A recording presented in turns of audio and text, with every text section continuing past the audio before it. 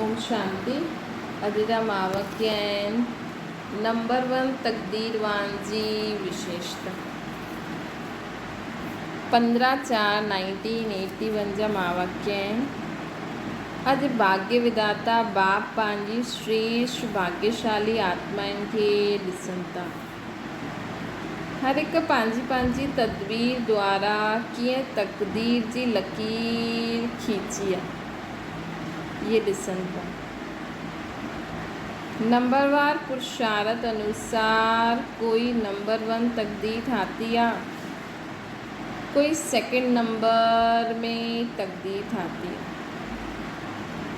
पहिरें नंबर जी तकदीर जंहिंमें सर्व प्राप्ति स्वरूप आहे, चाहे सर्व गुणनि में, सर्व ज्ञान जे खज़ाने में, सर्व शक्तियुनि में, सर्व प्राप्तियुनि जे झूले में झूलंदा आहिनि। जेका पहिरें नंबर जी तकदीर ठाहिण वारी आत्मायूं आहिनि, उन्हनि में सर्व प्राप्तियूं आहिनि, सर्व गुण, सर्व ज्ञान जो खज़ानो, सर्व शक्तियूं। उहे सर्व प्राप्ति जे झूले में झूलंदा रहिया। हाणे खां अप्राप्त कोई न वस्तु अहिड़े तकदीरवान जे जीवन में।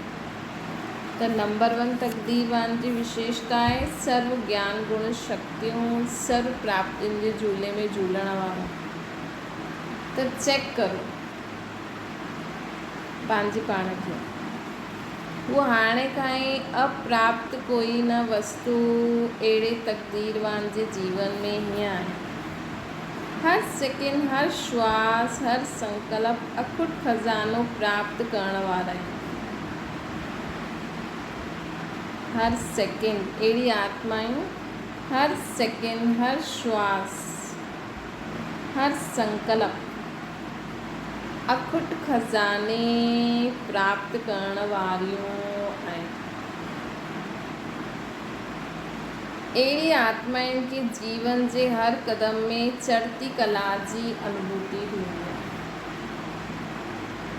जेकी अहिड़ी आत्मायूं आहिनि न, वो जीवन में हर क़दम में चढ़ती कला जी अनुभूति कंदियूं।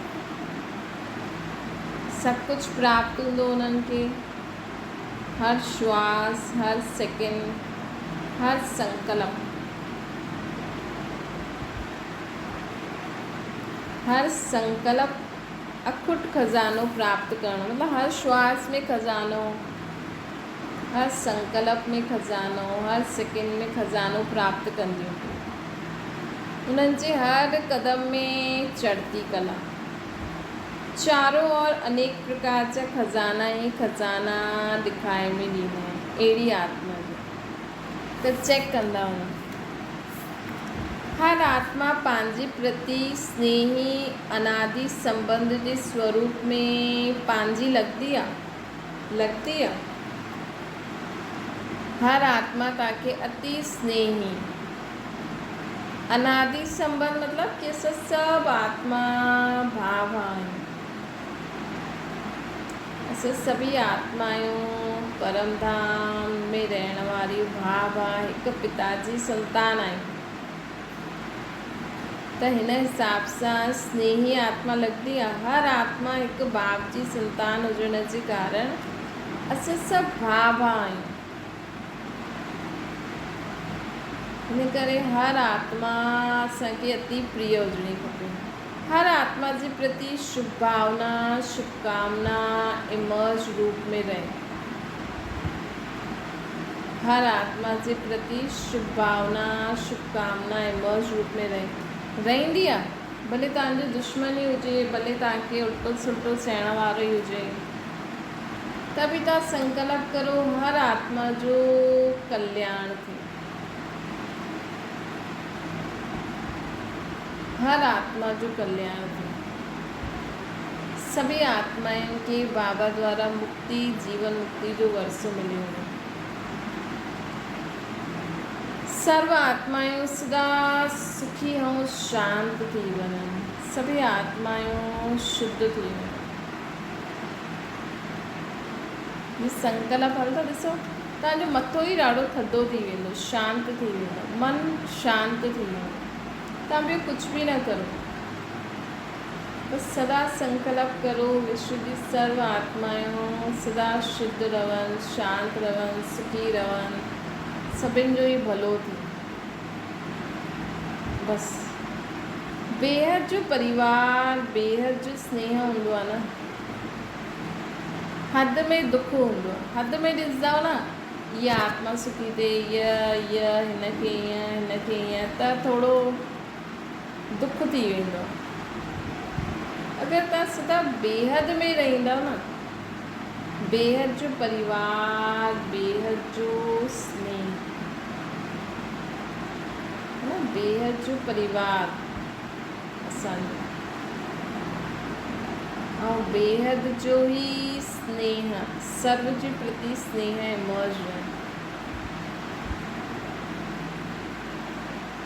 त बाबा चवनि था बेहद में दुख न हूंदो आहे, छो जे बेहद में अचण सां बेहद जो संबंध, बेहद जो ज्ञान, बेहद जी वृत्ति, बेहद जी रूहानी स्नेह सुख दुख खे समाप्त करे सुख स्वरूप ठाहे छॾींदो आहे। फिर सां बेहद जो संबंध रखंदासीं न कि मां आत्मा आहियां, परमात्मा जी संतान आहियां, पूरे विश्व जी सर्व आत्मायूं मुंहिंजा भाउ आहिनि ऐं सभु सुठा आहिनि, सभी सुखी शांत आहिनि।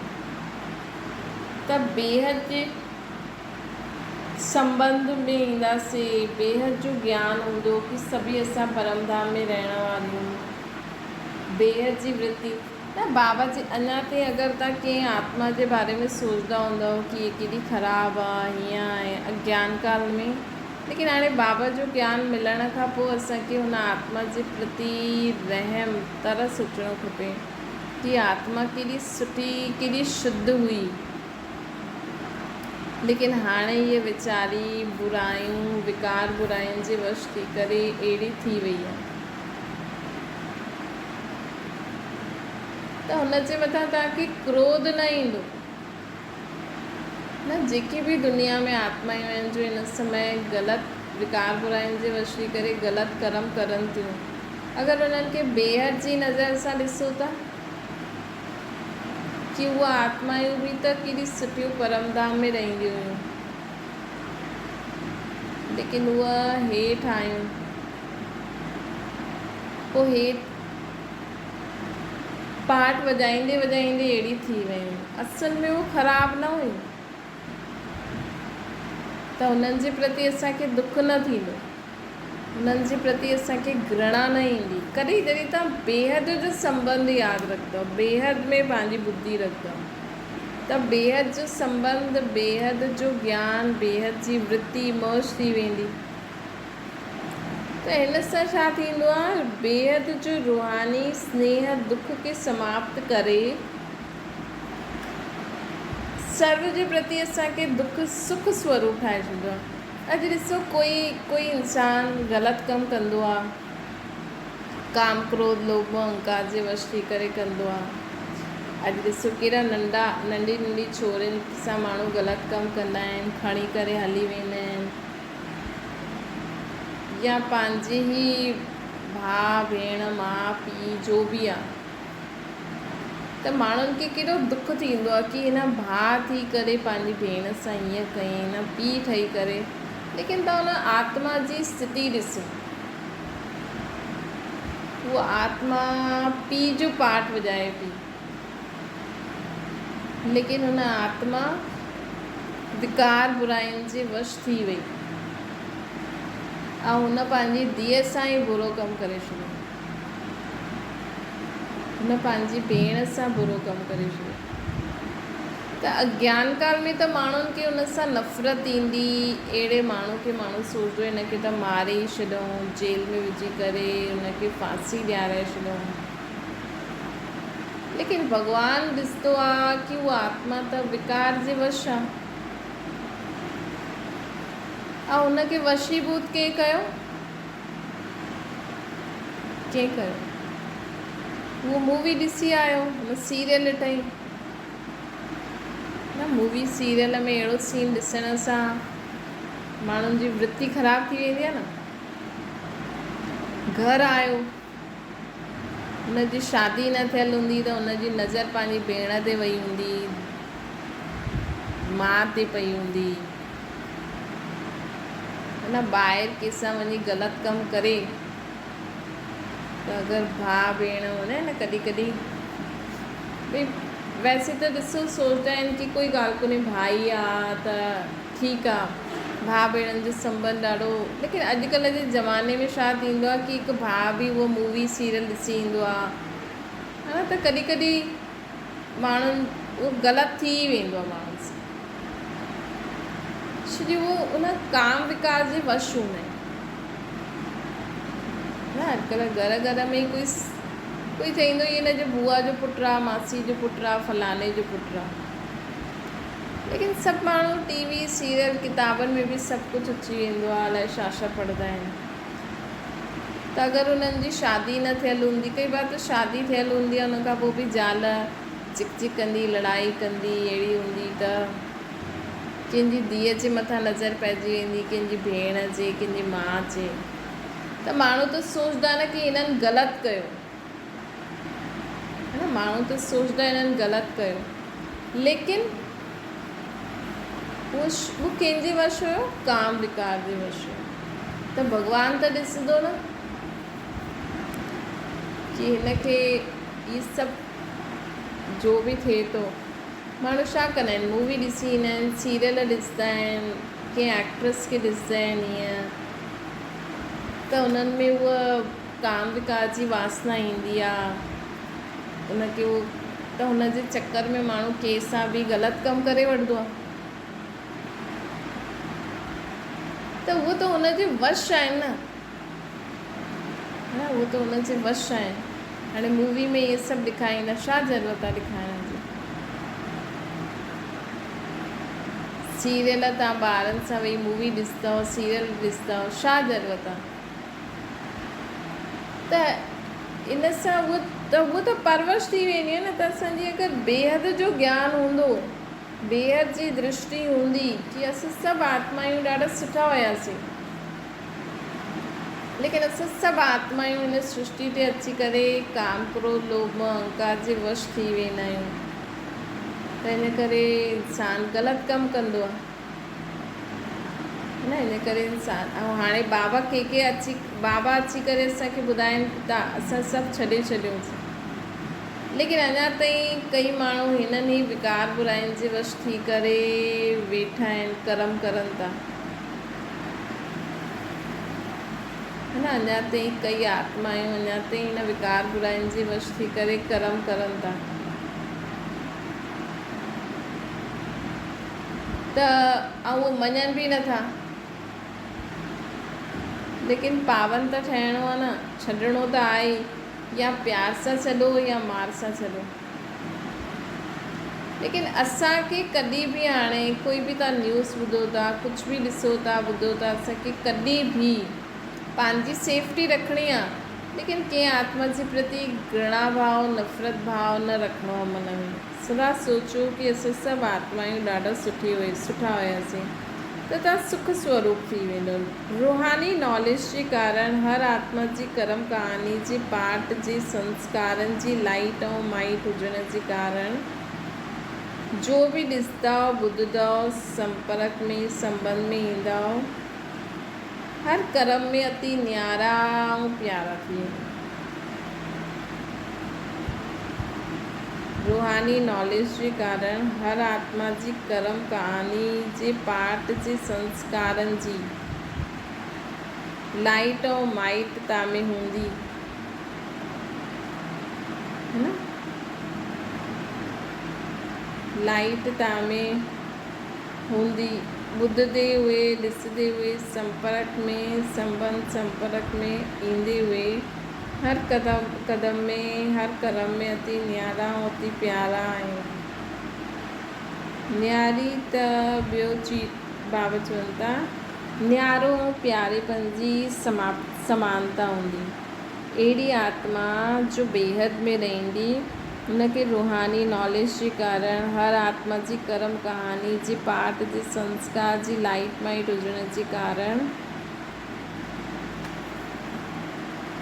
वो जो भी ॾिसंदी ॿुधंदी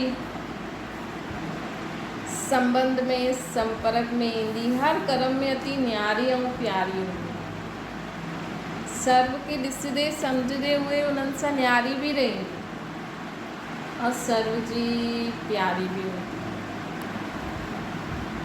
न्यारे ऐं प्यारेपन जी समानता हूंदी छो हूंदी छो जो उनखे सभु नॉलेज आहे कंहिं समय प्यारो ठहिणो आहे कंहिं समय न्यारो ठहिणो आहे है न भई उनखे पतो आहे इहा आत्मा ग़लति छो थी करे हिन जो संस्कार अहिड़ा आहिनि त उन समय उनजे संस्कार खे ॾिसण जी दृष्टि सां न्यारो थी वियो छो जो उहो हुन जा न आहिनि उहे रावण जा आहिनि। भला हुन तव्हांखे कुझु चई उल्टो सुल्टो त तव्हां न्यारो थी वञो और जॾहिं बि कुझु कमु हुजे हुन सां त प्यारो ठही वञो। ये पाठ वॼाइण जी विशेषता आत्मा खे सदा सुखी ऐं शांत ठाहे छॾे।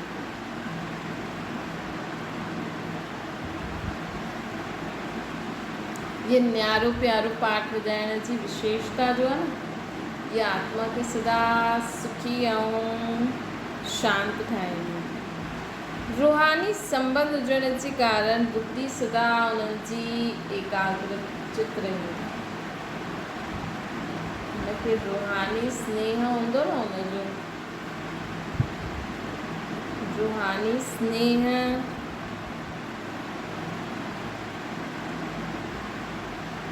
रूहानी संबंध हुजण जे कारण हुनजी बुद्धि सदा एकाग्रचित रहंदी हलचल में न ईंदी कि हीअं छो थो थिए हीअं छो था करनि हाणे दुखी हाणे सुखी इहा हलचल समाप्त थी वेंदी छो जो हुनखे उहो रूहानी संबंध सभिनि सां निभाईंदी। साथ साथ एकाग्रता जे कारण निर्णय शक्ति सामनो करण जी शक्ति समाइण जी शक्ति सर्व शक्तियूं हर आत्मा जे पाठ ऐं पंहिंजे पाठ खे सुठी रीति ॼाणे करे पाठ रहंदी ऐं छो जी हुनजी बुद्धि एकाग्रचित हूंदी हाणे दुख हाणे सुख न सदा ईअं रहंदो कि सभी आत्मायूं सुठियूं आहिनि त हुनजी निर्णय शक्ति भी सुठी हूंदी सामनो करण जी शक्ति भी सुठी हूंदी समाइण जी शक्ति भी सुठी हूंदी। सर्व शक्तियों हर आत्मा जी पाठ ऐं पंहिंजे पाठ खे सुठी रीति सां ॼाणे करे पाठ वॼाईंदी छो जी आत्मा में रूहानी ज्ञान आहे आत्मा के ज्ञान आहे न बेहद जी दृष्टि वृत्ति आहे त हिन करे कहिड़े बि स्वभाव संस्कार वारी कहिड़ी बि आत्मा आहे सभिनि सां ठाहे करे हलंदी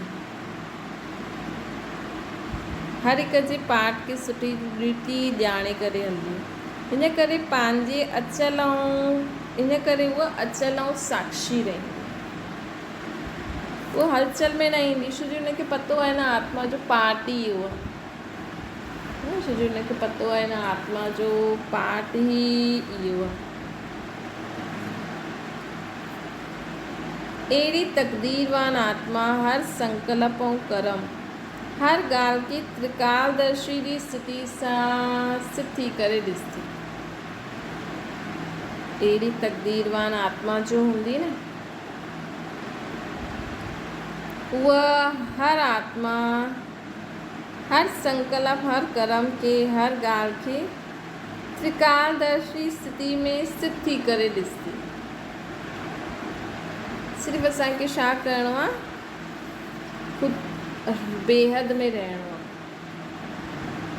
कॾहिं बि कुझु ॾिसंदे ॻाल्हाईंदे ॿुधंदे बेहद में रहो हिन करे क्वेश्चन मार्क समाप्त थी वेंदो कि हीअं छो थींदो आहे हीअं छो थींदो आहे हाणे ॾिसो माण्हू खे अचानक हार्ट अटैक अची थो वञे हा कॾहिं कॾहिं सोचो कंहिंजो माण्हुनि जी सगाई थी आहे अञा ऐं हार्ट अटैक अची वियो छोरे शरीर छॾे छॾे ॾाढा ठहियल बि हुया, न। त कॾहिं कॾहिं माण्हुनि खे लॻंदो भई हार्ट अटैक आयो छो हली वियो, भई भॻवान सां बि सुठो हुयो, जुड़ियल हुयो। त सोचंदा आहिनि कि कोई ॻाल्हि कोन्हे, भॻवानु ठीकु करे छॾे हा, लेकिन ड्रामा में इहे ई हुयो, न। ड्रामा में इहे ई हुयो, छा करे सघंदा आहियूं असां। त छो जी हुनखे बेहद जी नॉलेज हुजण जे कारण हर आत्मा जी कर्म कहानी जे पाठ जे संस्कारनि जी लाइट माइट हुजण जे कारण उहो कॾहिं बि क्वेश्चन मार्क न कंदी कि हीअं छो थियो।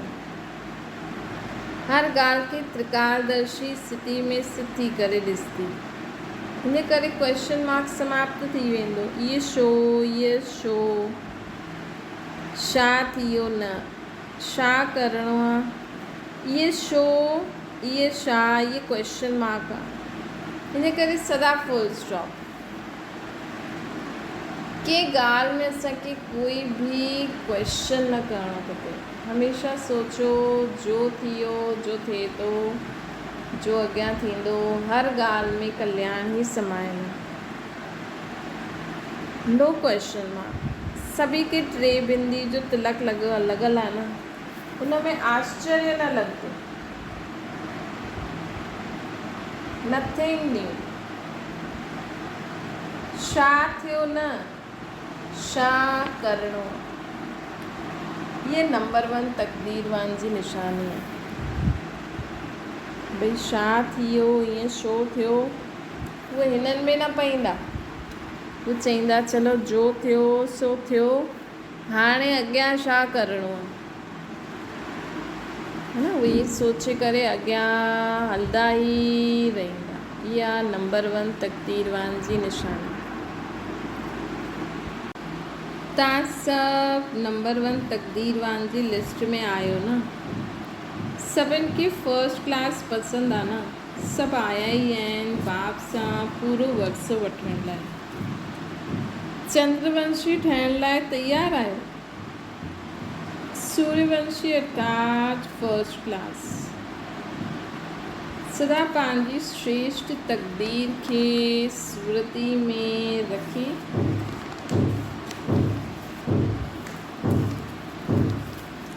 समृद्ध स्वरूप में रहो। ईअं ई अनुभव कंदा आहियो न, जो बाप जा गुण उहा असांजा गुण। सदा पंहिंजो अनादि असली स्वरूप स्मृति में रहंदो आहे। अनादि असली स्वरूप कहिड़ो आहे? निराकार। माया जे नकली स्वरूप जे सुवाग त न ठही वेंदा आहियो न। जीअं पंहिंजो असली रूप निराकार आत्मा ऐं आत्मा जा गुण शक्तियूं यादि रहंदियूं आहिनि कि माया जे नकली स्वरूप जे सुवाग ठही वेंदा आहियूं। जीअं ड्रामा चईंदा आहियो त नकली फेस, जीअं ड्रामो कंदा आहिनि त नकली फेस लॻाए छॾींदा आहिनि न। जहिड़ो गुण, जहिड़ो कर्तव्य, ओड़ो ई फेस लॻाए ॾींदा आहिनि। त नकली स्वरूप ते हसी ईंदी आहे न। ईअं माया बि नकली गुण कर्तव्य जो स्वरूप ठाहे ॾींदी आहे। कीअं ठाहे ॾींदी आहे? कंहिंखे क्रोधी ठाहे छॾंदी, कंहिंखे लोभी ठाहे छॾंदी, कंहिंखे दुखी, कंहिंखे अशांत। त पंहिंजो हिकु जॾहिं तव्हांखे अगरि तव्हांखे क्रोध ईंदो आहे न, त कंहिंखे चई रखो कि जॾहिं बि अगरि मां क्रोध करां न, अगरि तव्हांखे ईंदो आहे त अगरि तव्हां पूरी रीति छॾे छॾियो त भुलिजी वञिजो। अगरि तव्हांखे क्रोध ईंदो आहे त कंहिंखे चओ जॾहिं बि मां गुस्सो करां न, पंहिंजे ॿारनि खे या जंहिंखे बि, त मुंहिंजो फ़ोटो खीचे छॾिजो। जॾहिं बि मां ईअं रोयां, ज़िद करां, लड़ां, अशांत थियां, लोभी थिया, अहंकारी थिया, त मुंहिंजो चित्र खीचे वठंदो, पंहिंजे ॿारनि खे, पंहिंजे घर वारनि खे चई छॾो, पोइ उहो तव्हांखे ॾेखारिनि कि ॾिसो तव्हां क्रोध कंदा आहियो त हीअं थी वेंदो आहे। ऐं पंहिंजो शांती वारो, उन्हनि खे बि चओ, जॾहिं मां शांति रहंदी आहियां, ख़ुशि रहंदी आहियां, सभिनि सां प्रेम सां हलंदी आहियां, आनंद में रहंदी आहियां, संतुष्ट रहंदी आहियां, ख़ुशि रहंदी आहियां, उहो चित्र बि रखो, है न। ऐं ॿिन्हिनि खे ॾिसो कि जॾहिं मां क्रोधी थी वेंदी आहियां त हीअं रहंदी आहियां, ऐं जॾहिं मां शांति हूंदी आहियां त हीअं रहंदी आहियां। त तव्हांजो असली स्वरूप उहो आहे, शांति, प्रेम, आनंद, ज्ञान, पवित्रता, सर्वशक्तिशाली स्वरूप। शक्तिशाली मतिलबु ईअं क्रोधी वारो न, शक्तिशाली मतिलबु समाइण, समय ते समाइण, सामनो करणु, परखणु, यथार्थ निर्णय करणु, समेटणु, वॾी ॻाल्हि खे नंढो करणु, ये सभु शक्तियूं। निर्भय रहणु, सहयोगी ठहणु, संतुष्ट रहणु, है ना, ये सभु सहन करणु। त इहे सभु चित्र असां वटि हुजणा खपनि।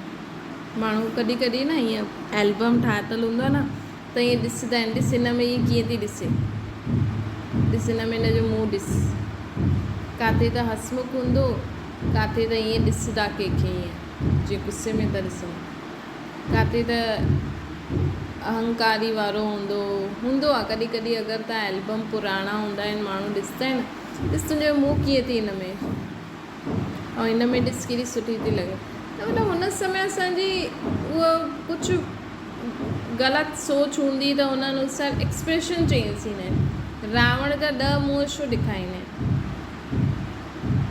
छो जी जॾहिं असांजे अंदरि विकार बुरायूं प्रवेश कंदा आहिनि न, त इंसान जो फेस चेंज थी वेंदो। इंसान जॾहिं दुखी थींदो आहे त हुनजो ॾेखारींदा आहिनि face, smiley face, crying face, अॼुकल्ह उहो बि ॾेखारींदा आहिनि।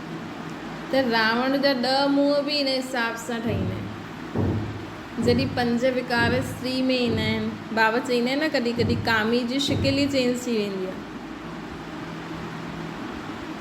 जॾहिं काम विकार, क्रोध विकार, लोभ विकार, मोह विकार, अहंकारी।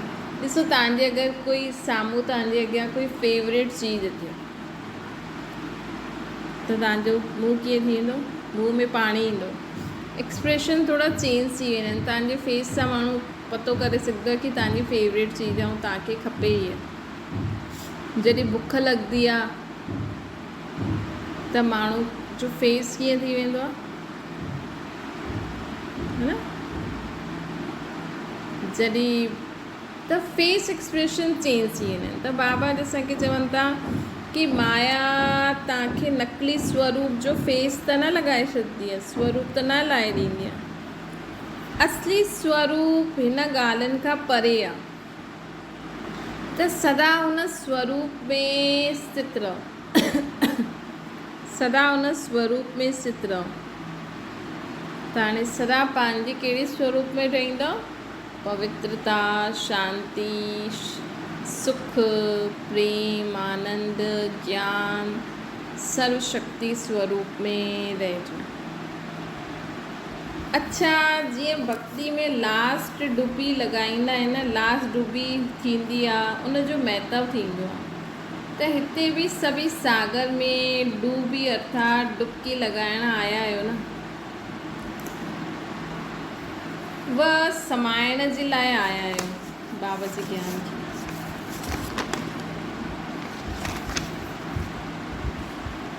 हाणे सभु रीति लास्ट टर्न हूंदो सीज़न जो, अप्रैल में, अप्रैल जी मुरली आहे न, त लास्ट टर्न हूंदो, इन करे बाबा चवनि था सभु रीति रस्म हाणे खां ई शुरू थिया आहिनि। संगम आहे ई मिलण जो युग। अॼु बेहद जो ॾींहुं आहे। संगम वैसे भी बाबा त बेहद में ही मिलन मल्हाईंदा आहिनि, लेकिन अव्यक्त बाप दादा जॾहिं मिलन मल्हाईंदा आहिनि त हुन समय मतिलबु हिकु ई समय ते पूरी विश्व में जाते भी बाबा जा ॿार आहिनि उहो हुन समय वेहींदा आहिनि, है न। वैसे त ॾिसो इंडिया में अमृत वेलो कॾहिं थींदो, हुन में भी कोई माण्हू अमृत वेलो 2 बजे करे 2 खां कंदो आहे, कोई 3 बजे, कोई 4 बजे, कंहिंजो टाइम अलॻि अलॻि सभिनि जो थींदो आहे। वैसे नियम त 4:45 खां 4:45 ताईं आहे, लेकिन सभिनि जी कंहिंखे किथे मुरली हलाइणी पवंदी, किथे सेवा आहे, किथे छा आहे, ऐं हर कंट्री में अलॻि अलॻि, देश में अलॻि अलॻि। लेकिन जॾहिं अव्यक्त बाप दादा जो मिलन हूंदो आहे त हूंदो इंडियन टाइम जे हिसाब सां ई आहे, लेकिन सभिनि जी बुद्धि में हूंदो आहे न बाप दादा मिलन आहे, त जो जाते भी हूंदा वो कोशिश कंदा कि ॿुधंदा, अव्यक्त स्थिति में थी करे भी हुन सभा में पंहिंजे पाण खे सम्झंदा, त वो बेहद जो हूंदो आहे। त संगम युग आहे ही मिलण जो युग, ऐं बाप दादा जे मिलण जो ॾींहुं हूंदो आहे बेहद जो ॾींहुं। हर हिकु जोन जी पंहिंजी पंहिंजी महिमा आहे, हर हिकु जोन जी पंहिंजी पंहिंजी महिमा आहे। गुजरात अर्थात रात गुजरी वई अर्थात बीती सो बीती, सदा ॾींहं में रहण वारा। गुजरी वई, वो रात गुजरी वई मतलब वो समय गुजरी वियो, त रात गुजरी वई मतलब वो रात अंधियारी रात या दुखी परेशान वारो समय, त सदा ॾींहुं ॾींहुं, सदा रोशनी रोशनी, अंधकार मिटी वियो। यूपी जी विशेषता हुते चीनी ॾाढी ठहींदी आहे, त यूपी में सदा चारों और स्थूल व सूक्ष्म मिठो ही मिठो। राजस्थान त आहे ही विश्व जे नए राज्य जो फाउंडेशन विझण वारो। राजस्थान में ही महान तीर्थ आहे, सभु राजस्थान में रहंदा आहिनि, त राजस्थान बाबा जो घर भी राजस्थान में आहे, असां भी, त इहे भी नशो हुजणो खपे कि सभिनि खां वॾो तीर्थ राजस्थान में ई आहे, ऐं राज्य जो फाउंडेशन विझण वारी जॻह आहे। ॾिसो एॾा देश विदेश हुया, इंडिया में भी एॾा स्टेट हुया, बाबा भी किथे आया, राजस्थान में। भले हैदराबाद में, किथे सिंध में त शुरू कयो, लेकिन हिते भी बाबा पहिरियों कलकत्ता में पधरा मतलब बाबा जी प्रवेशता थी, हुते भी शुरू न कई। वरी पाकिस्तान में भी विधि पूर्वक न कई, है न। वरी बाबा हिते इंडिया में भी बाबा राजस्थान में ही आया। ये तो नज़दीक हुयो पंजाब, लेकिन बाबा राजस्थान में आया। नाम भी ॾिसो, राज्य जो फाउंडेशन, ॾिसो राजस्थान, यूपी, गुजरात, इन जे नाम जो भी अर्थ आहे, ऐं इन्हनि जॻहनि ते जो खाइण पीअण जी चीज़ियूं या जो जीव जंतु जानवर मिलंदा आहिनि, उन्हनि जो भी हाणे खां ई बाबा जीअं त उन्हनि खे वरसो ॾेई था वञनि। त राजस्थान में ही महान तीर्थ आहे। त राजस्थान जी विशेषता आहे कि राजस्थानी बाप दादा जी कर्म भूमि, चरित्र भूमि आहे। हिते ही बाबा कर्म करे ॾेखारे थी न, ब्रह्मा बाबा जे शरीर में अची करे शिव बाबा सभु कर्म करे ॾेखाई न ॿारनि खे। चरित्र भूमि भी हिते ही आहे। राजस्थान जी महिमा सदा सर्वश्रेष्ठ आहे। पंजाब वारा त सदा अकाल तख्त नशीन आहे। पंजाब वारनि खे अकाल तख्त कॾहिं भुलिजंदो न आहे। सदा अकाल मूर्त बाप सां गॾु अकाल स्वरूप में रहंदा आहिनि, मतिलबु निराकार रूप में। दिल्ली आहे ही दिलाराम जी दिलि वठण वारी। दिल्ली आहे दिलाराम जी दिलि वठण वारी। नाम ई आहे दिल्ली। दिल्ली मतिलबु दिल्ली, दिलि वठी वरितईं। त बाप दादा जी दिलि छा आहे? विश्व ते सदा जे लाइ सुख शांति जो झंडो लहराइणो। हाणे शिवरात्रि ते विश्व ते सदा सुख शांति जो झंडो लहराइणो। सदा चैन जी बांसुरी बजदी रहे। त दिल्ली वारनि हिन लक्ष्य खे वठी करे महायज्ञ जो महाकर्तव्य बि कयो आहे। सेवा बि दिल्ली खां ई शुरू थी। सदा सर्व जे सहयोग जी उंगली सां ई असां सभु हिकु आहियूं। इहे ई नारो विश्व खे बुलंद आवाज़ सां ॿुधायो कि असां सभु हिकु ई आहियूं, हिक जा ई आहियूं। हिकु ई असांजो घरु आहे, हिकु ई असांजो पीउ आहे, हिकु ई असांजो संबंध आहे, भाउ भाउ जो। दिल्ली में सभिनि जो हक़ आहे। हाणे वेंदा आहिनि न ORC में, हर स्टेट जा, जीअं पांडव भवन में वेंदा आहिनि उहो ORC में हर स्टेट जा जून जा ॿार भट्टी करणु वेंदा आहिनि। प्रोग्राम जीअं पहिरियों मधुबन में पांडव भवन में ईंदा आहिनि न, वैसे दिल्ली में बि ईअं लॻंदो आहे। छो जी बाबा चईंदा आहिनि न दिल्ली ते सभिनि जो हक़ आहे। छो जी सभु राज्य अधिकारी ठाहींदा आहियो न, त सेवा जा नया नया कार्य में दिल्ली वारा दिलि वठण वारा आहिनि।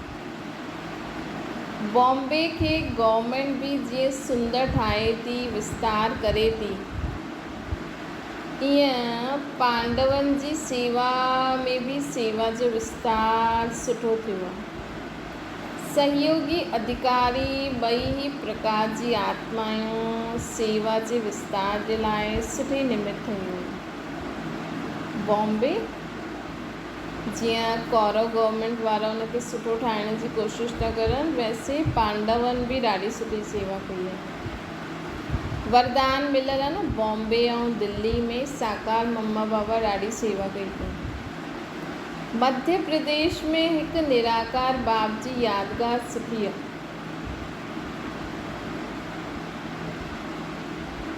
MP में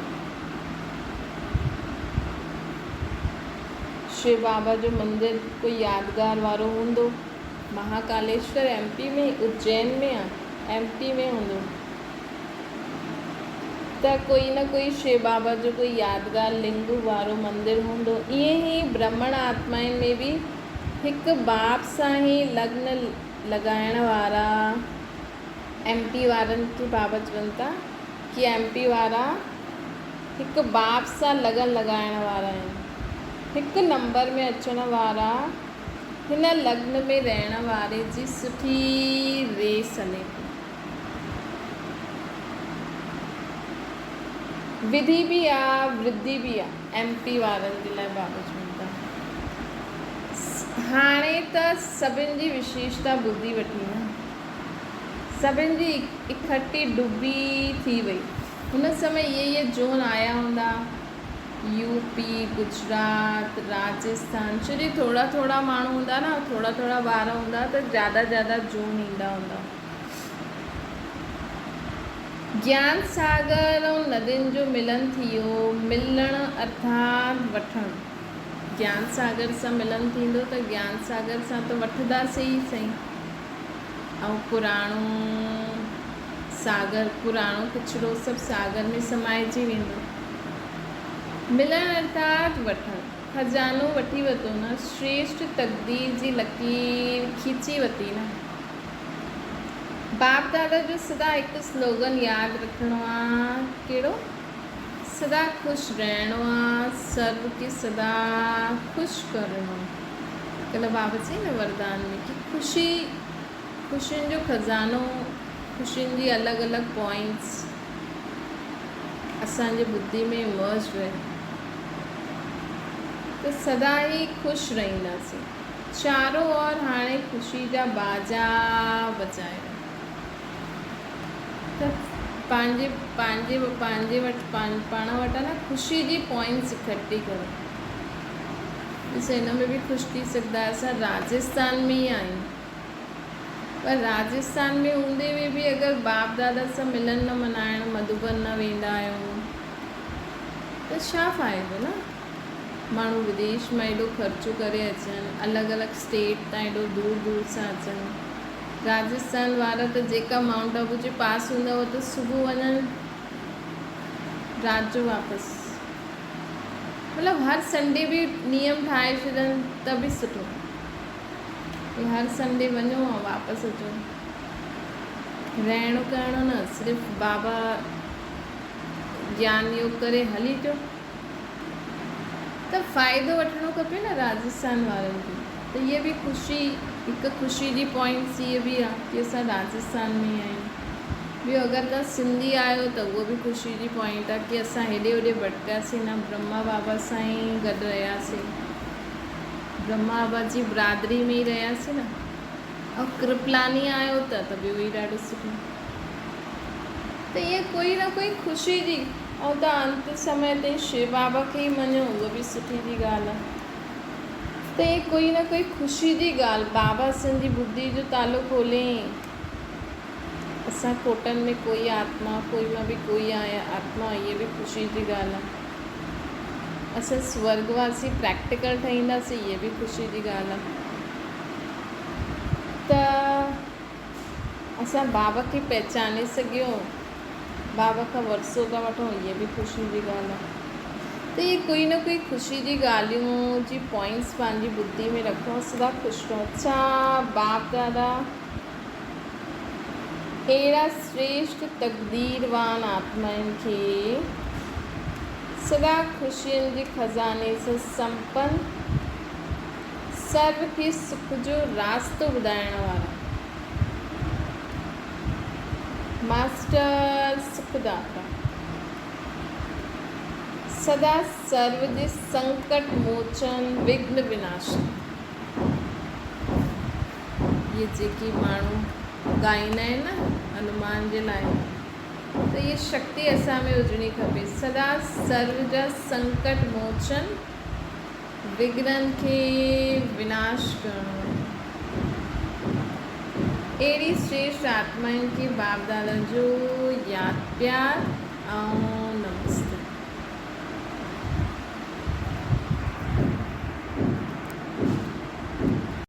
हाणे बाबा चवनि था, हाणे बाबा दीदी जी सां ॻाल्हाइनि था।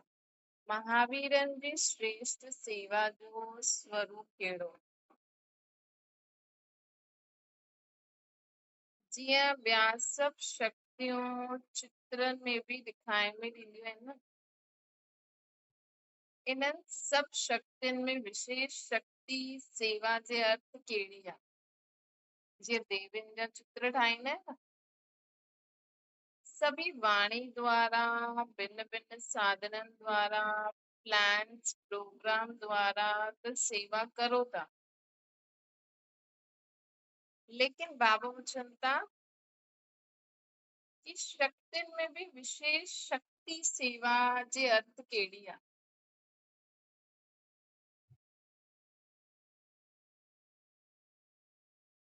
तव्हां माण्हुनि जी विशेष सेवा कहिड़ी आहे? जीअं हिन पुराणी सृष्टि या हिस्ट्री में पहिरें ज़माने में पक्षियुनि द्वारा संदेश मोकिलंदा हुआ, जो संदेश ॾेई करे पोइ वापसि अची वेंदा हुआ पक्षी। तव्हांजी सेवा कहिड़ी आहे? वो पक्षियुनि द्वारा संदेश मोकिलंदा हुया त संकल्प शक्ति द्वारा कहिड़ी बि आत्मा जे प्रति सेवा करे सघंदा।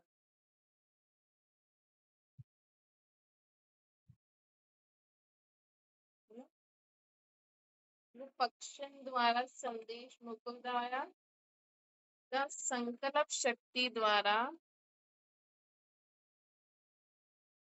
कहिड़ी बि आत्मा जे प्रति सेवा करे सघंदा आहिनि। संकल्प जो बटन दबायो ऐं हुते संदेश पहुची।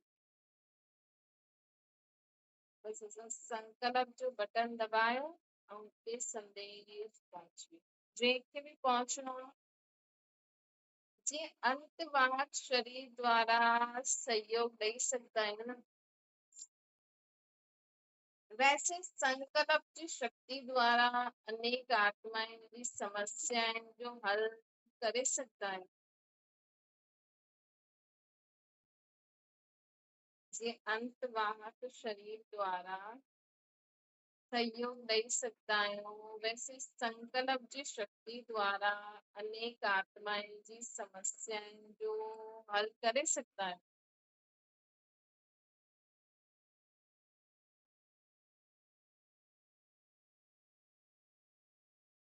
बाबा चवनि था पंहिंजे श्रेष्ठ संकल्प जे आधार सां उन्हनि जे व्यर्थ व कमज़ोर संकल्प परिवर्तन करे सघंदा आहियूं। पंहिंजे श्रेष्ठ संकल्प जे आधार सां उन्हनि जा व्यर्थ व कमज़ोर संकल्प परिवर्तन करे सघंदा आहियूं। ये विशेष सेवा समय प्रमाण बदली रहंदी।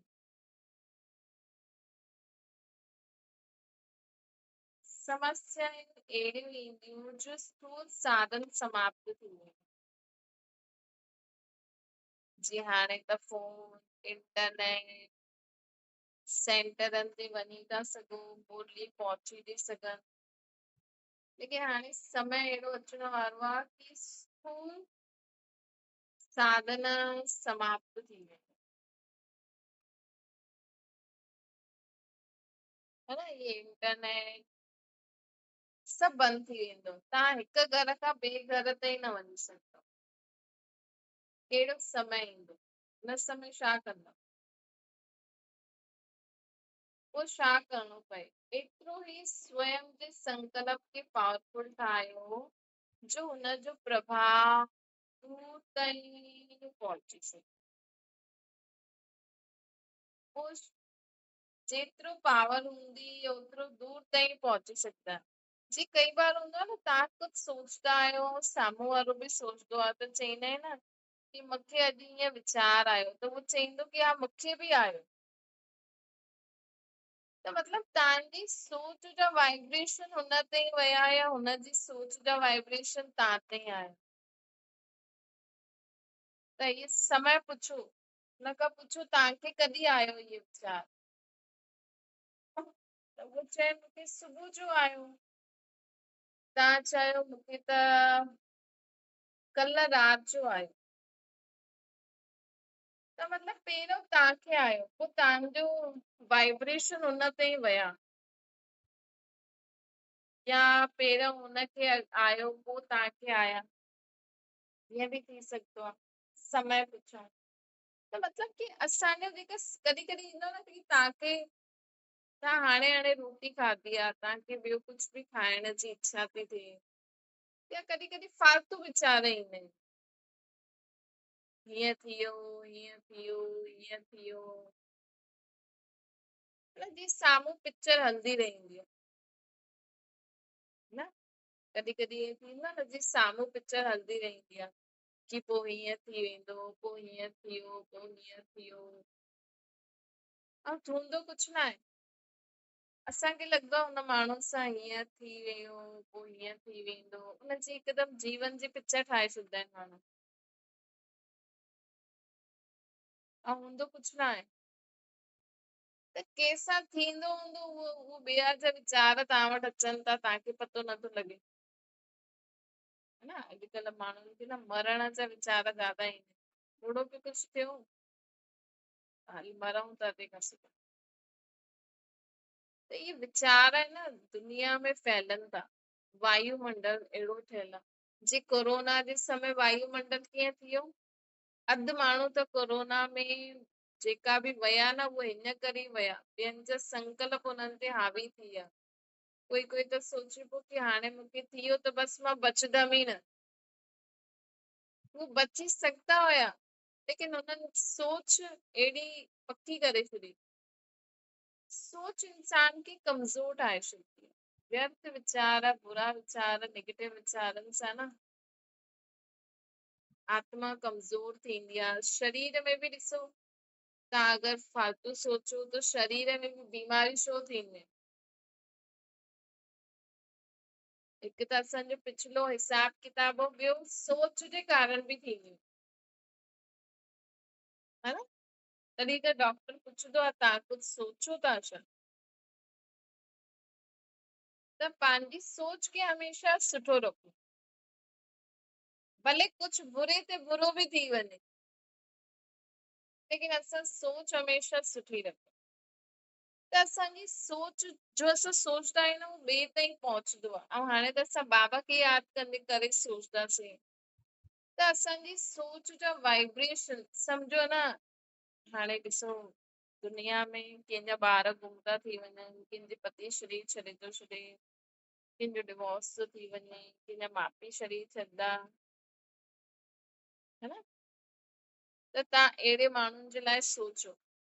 सम्झो कंहिंजे पति शरीर छॾे छॾे, हाणे हुन उहो जीवन में अॻियां हले हुनजे लाइ तव्हां छा सोचदा आहियो, छा सोचणो खपे हुनखे। ऐं बाबा खे यादि करे सोचो, जंहिंजो बि पति शरीर छॾियो उहो इहे ई सोचे कि मुंहिंजो एतिरो हिसाब किताब हुयो हुन सां, हाणे मूंखे भॻवान खे पंहिंजो पति ठाहे करे अॻियां उन्हनि जे ॿारनि खे संभालणो, उनजे घर खे संभालणो, या कंहिंजा ॿार गुम थी विया। अॼुकल्ह माण्हुनि ते डपु लॻो पियो आहे न, की था ॾिसो न्यूज़ में था ॾिसो। त हाणे ॿार वेठे वेठे हल्की खणी थो वञे ऐं माण्हुनि खे डपु ई नथो लॻे। हलदे चलदे सड़क ते सभु माण्हू ॾिसनि था, वीडियो था कढनि, लेकिन कोई बचाए न। हाणे छा करे सघंदा आहियूं। त बाबा खे यादि करे संकल्प करो कि उहे सभु सोचनि कि असांजो ॿार भॻवान वटि वियो आहे, भॻवान ई हुनजी रक्षा कंदो, उहो जाते बि आहे भॻवान ई हुनजी रक्षा कंदो। ॿियो छा करे सघंदा आहियूं, ॿियो त कुझु न करे सघंदा आहियूं न। भॻवान त मथे वेठो ई इन करे आहे। तव्हां हिकु बार इहे सोचो, बाबा खे यादि करे, त हुननि आत्माउनि खे न शक्ति मिलंदी आहे। छो जो उहे त बाबा खे बि न ॼाणंदा आहिनि, उहे वीचारा त कहिड़ा टेंशन में रहंदा हूंदा। लेकिन जॾहिं असां ईअं सोचदा आहियूं न बाबा खे यादि करे कि बाबा सभी आत्मायूं जंहिंजा बि ॿार गुम थी विया आहिनि, उन्हनि आत्माउनि खे शक्ति थी मिले, उहे ईअं सोचनि था कि असांजा ॿार सुरक्षित आहिनि, बाबा जी छित्र छाया, भॻवान जी छित्र छाया जे हेठां आहिनि, उन्हनि जी भॻवान रक्षा करे, उन ई ॾिनो हुई उहो ई ॼाणे। इहे सोचदा न त उहे माण्हुनि वटि बि उहा वाइब्रेशन पहुचंदा। छोकी भॻवान त करे सघंदो आहे, बाबा त करे सघंदा आहिनि, लेकिन बाबा खे न कोई खपे, मनुष्य आत्मा खपे। भॻवान तॾहिं त चईंदा आहिनि शिव जी शक्ति, तॾहिं त चईंदा आहिनि शिव बि अधूरो आहे शक्ति जे बिना। हर आत्मा शिव जी शक्ति आहे। भॻवान बि अधूरो आहे तव्हांजे बिना, उहो बि कुझु न करे सघंदो, है न। जेसि ताईं छोजो उहा बि आत्मा ई आहे, आत्मा त बिना शरीर जे कुझु न करे सघंदी, है न। त बाबा खे जॾहिं तव्हां यादि कंदव, जॾहिं तव्हां इहो संकल्प कंदव, तॾहिं पूरे जेतिरो तव्हां सभु कुझु भुलिजी करे बाबा खे यादि करे संकल्प कंदव न, ओतिरो दूर दूर ताईं इहो फैलंदो, दूर दूर ताईं आत्माउनि ताईं पहुचंदो ऐं हुननि आत्माउनि खे शांति मिलंदी। त बाबा चवनि था हाणे अचण वारे समय में आहे न सभु साधन समाप्त थी वेंदा। तव्हां कंहिंखे फोन बि न करे सघंदव, कोई इंटरनेट बि न हलाए सघंदव, मुरली बि न ॿुधी सघंदव, इन करे पाण वटि थोड़ी मुरली जा कागज रखो, है ना। तो उन समय तव्हां संकल्प शक्ति द्वारा बाबा असांखे टच कंदा। समस्या अहिड़ियूं ईंदियूं जो स्थूल साधन समाप्त थी वेंदा, पोइ छा करणो पए। त एतिरो ई स्वयं जे संकल्प खे पावरफुल ठाहिणो आहे जो हुनजो प्रभाव दूर ताईं पहुचे।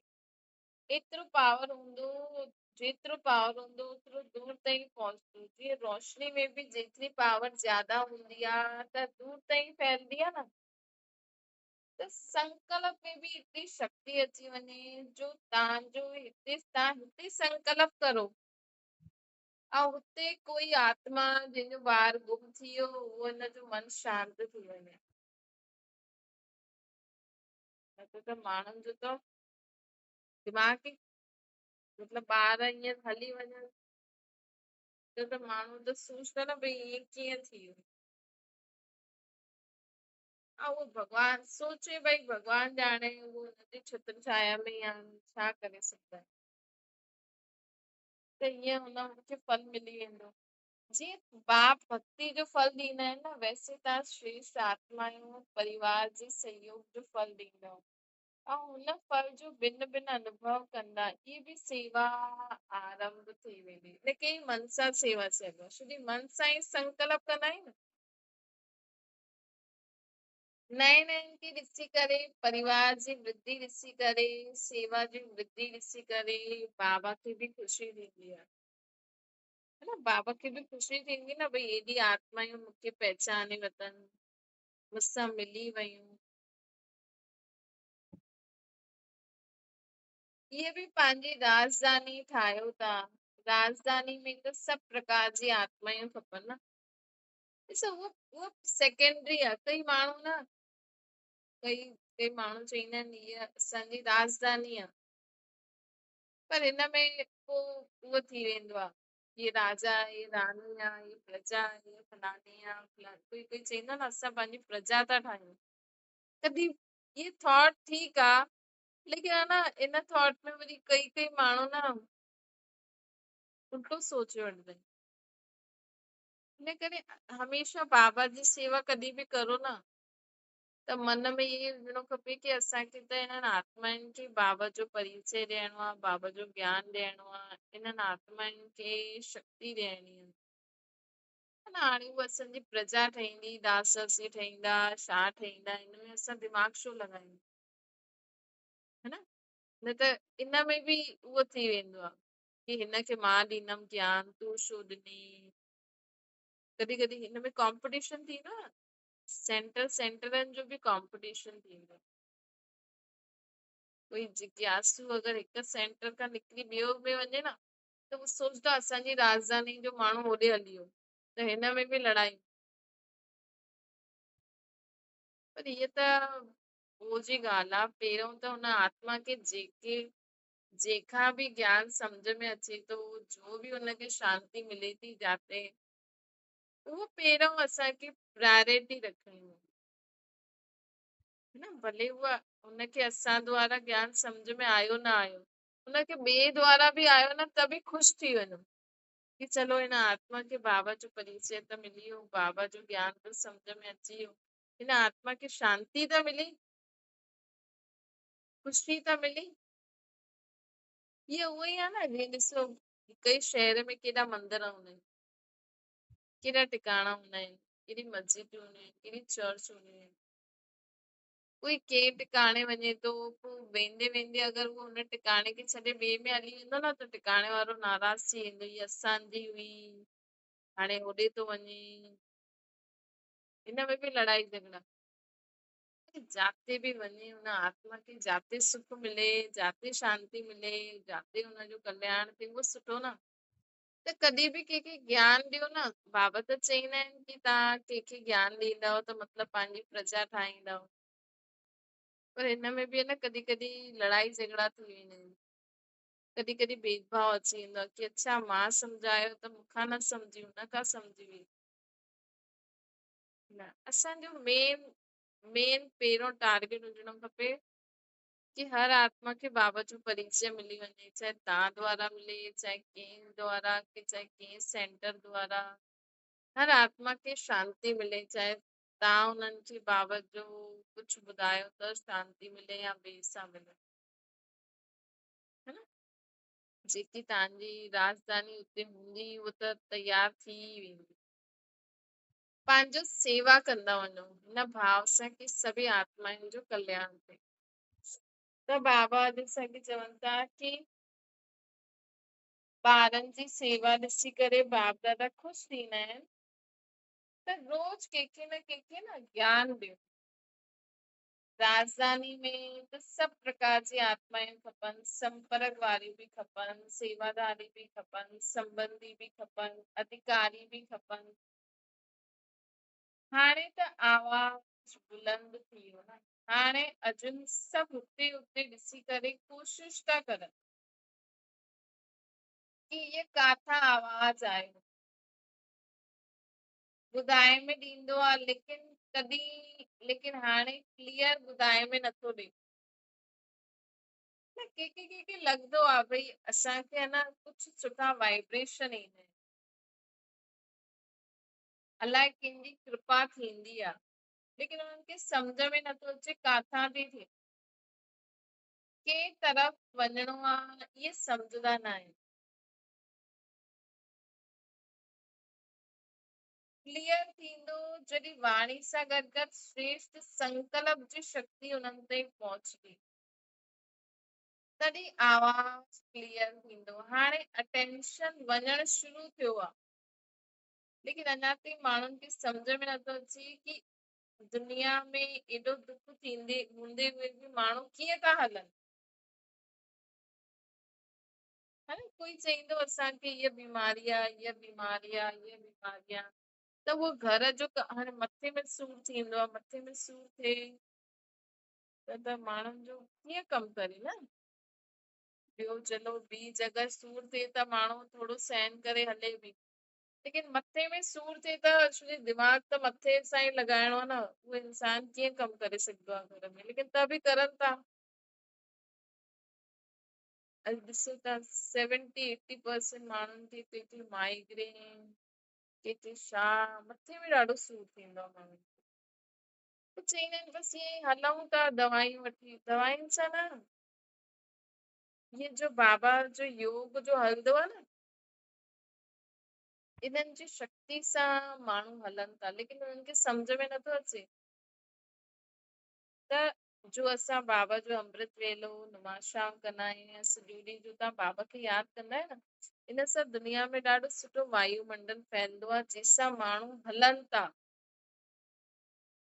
न त दुनिया में एॾो दुख आहे, एॾी परेशानियूं आहिनि, एॾी बीमारियूं आहिनि कि माण्हू सहन न करे सघे, लेकिन त बि उहा सहन करे हलनि था। कीअं था हलनि?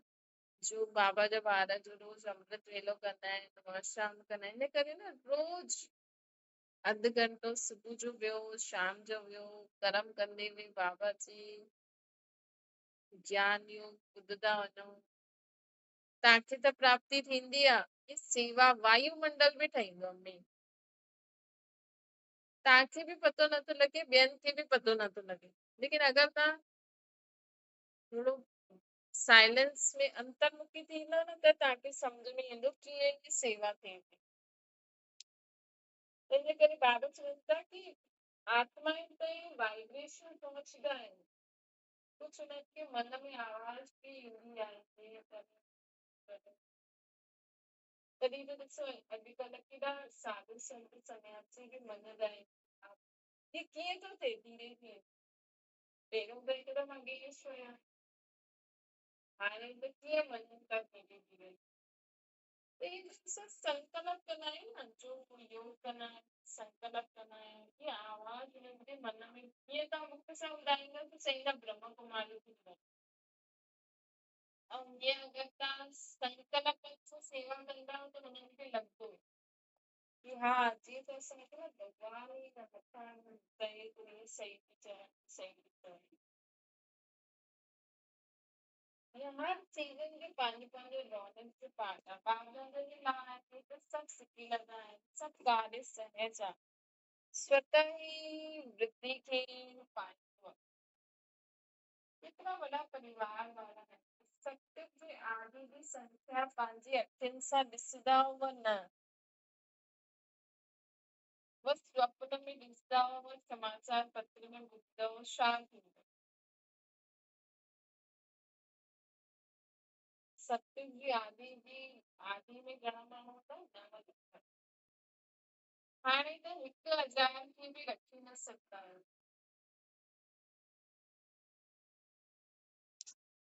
त 9 लख माण्हू मधुबन में अची सघंदा आहिनि? पहिरियों त नंढो हुयो जॾहिं, हीअ त 81 जी ॿोली आहे, त बाबा चई हाणे त 1000 बि नथा रखी सघूं। त सतयुग जी पहिरीं राजधानी त हिते ई ठहिणी आहे न। त बाबा पुछनि था सतयुग जी आदि जी संख्या अखियुनि सां ॾिसी सघंदा, स्वप्न में ॾिसंदा या समाचार पत्र में ॿुधंदा कि एतिरा माण्हू 9 लख में आहिनि। मतलब 9 लख मतलब कि धारणा करण वारा। हुते मम्मा बाबा जी राजधानी में त सभु A1 क्वालिटी जी आत्मा हूंदी। हुननि जी राजधानी में जो बि हूंदा, रॉयल फैमिली भी A1, हुननि जी प्रजा भी A1। A1 मतलब कि धारणा मूर्त, पवित्रता के पालना करण वारी, है न। हुननि जी हाणे हिते त बाबा चईंदा आहिनि न, हाणे हिते त जेका माण्हू आहिनि ॾिसो केॾा ब्रह्म कुमार कुमारियूं आहिनि। कोई पवित्र रहे थो, नथो रहे, कोई ॿाहिरां जो खाए थो, कोई घर में लहसुन प्याज खाए थो, न बि कंहिंखे पतो लॻे थो। लेकिन सभु सेंटर वञनि था, सभु मधुबन हली था वञनि, सभु बाबा मिलन करे था अचनि। ऐं जॾहिं मम्मा बाबा हुया न साकार में, तॾहिं ॾाढो स्ट्रिक्ट हुयो। 1 साल मतलब 1 साल परहेज पूरो चेक करे उन्हनि खे मम्मा बाबा सां, साकार शिव बाबा सां मिलवाईंदा हुया। मधुबन में वञण बि एंट्री न हुई। हाणे त बाबा चईंदा आहिनि अंत में इहो थींदो वरी, भले कोई केतिरो बि कूड़ ॻाल्हाए, लेकिन उहो मधुबन में पैर ई न रखी सघंदो। जीअं पहिरियों साकार में हुयो न पावर हुई, हाणे अंत में बि ईअं थींदो। त मम्मा बाबा जी राजधानी, पहिरीं राजधानी 9 लख में ये क्वालिटी वारी आत्माएं हूंदी। त पूरी दुनिया में 9 लख आत्माएं जो धारणा मुहूर्त हलंदी हूंदी। मतलब पवित्रता, मेन जो पवित्रता है ना, वो फॉलो करे। पवित्रता फॉलो करे तो खान पान में भी हूंदी हुई न। त बाबा चवनि था 9 लख तव्हां साम्हूं ईअं ॾिसी सघंदव कि समाचार में ॿुधंदव कि सपननि में ॾिसंदव मम्मा बाबा जी 9 लख पूरी राजधानी तयारी थी वई। मतलब जॾहिं मम्मा बाबा गद्दी ते वेहींदा, जॾहिं लक्ष्मी नारायण ठहींदा, तॾहिं 9 लख आत्माएं हुजणियूं हिन सृष्टि ते। त उहो तयार थी वेंदियूं त मधुबन में त अची न सघंदा, सभु इकट्ठा ईंदा कॾहिं कॾहिं, लेकिन इकट्ठा 9 लख कीअं ॾिसी सघंदा, है न।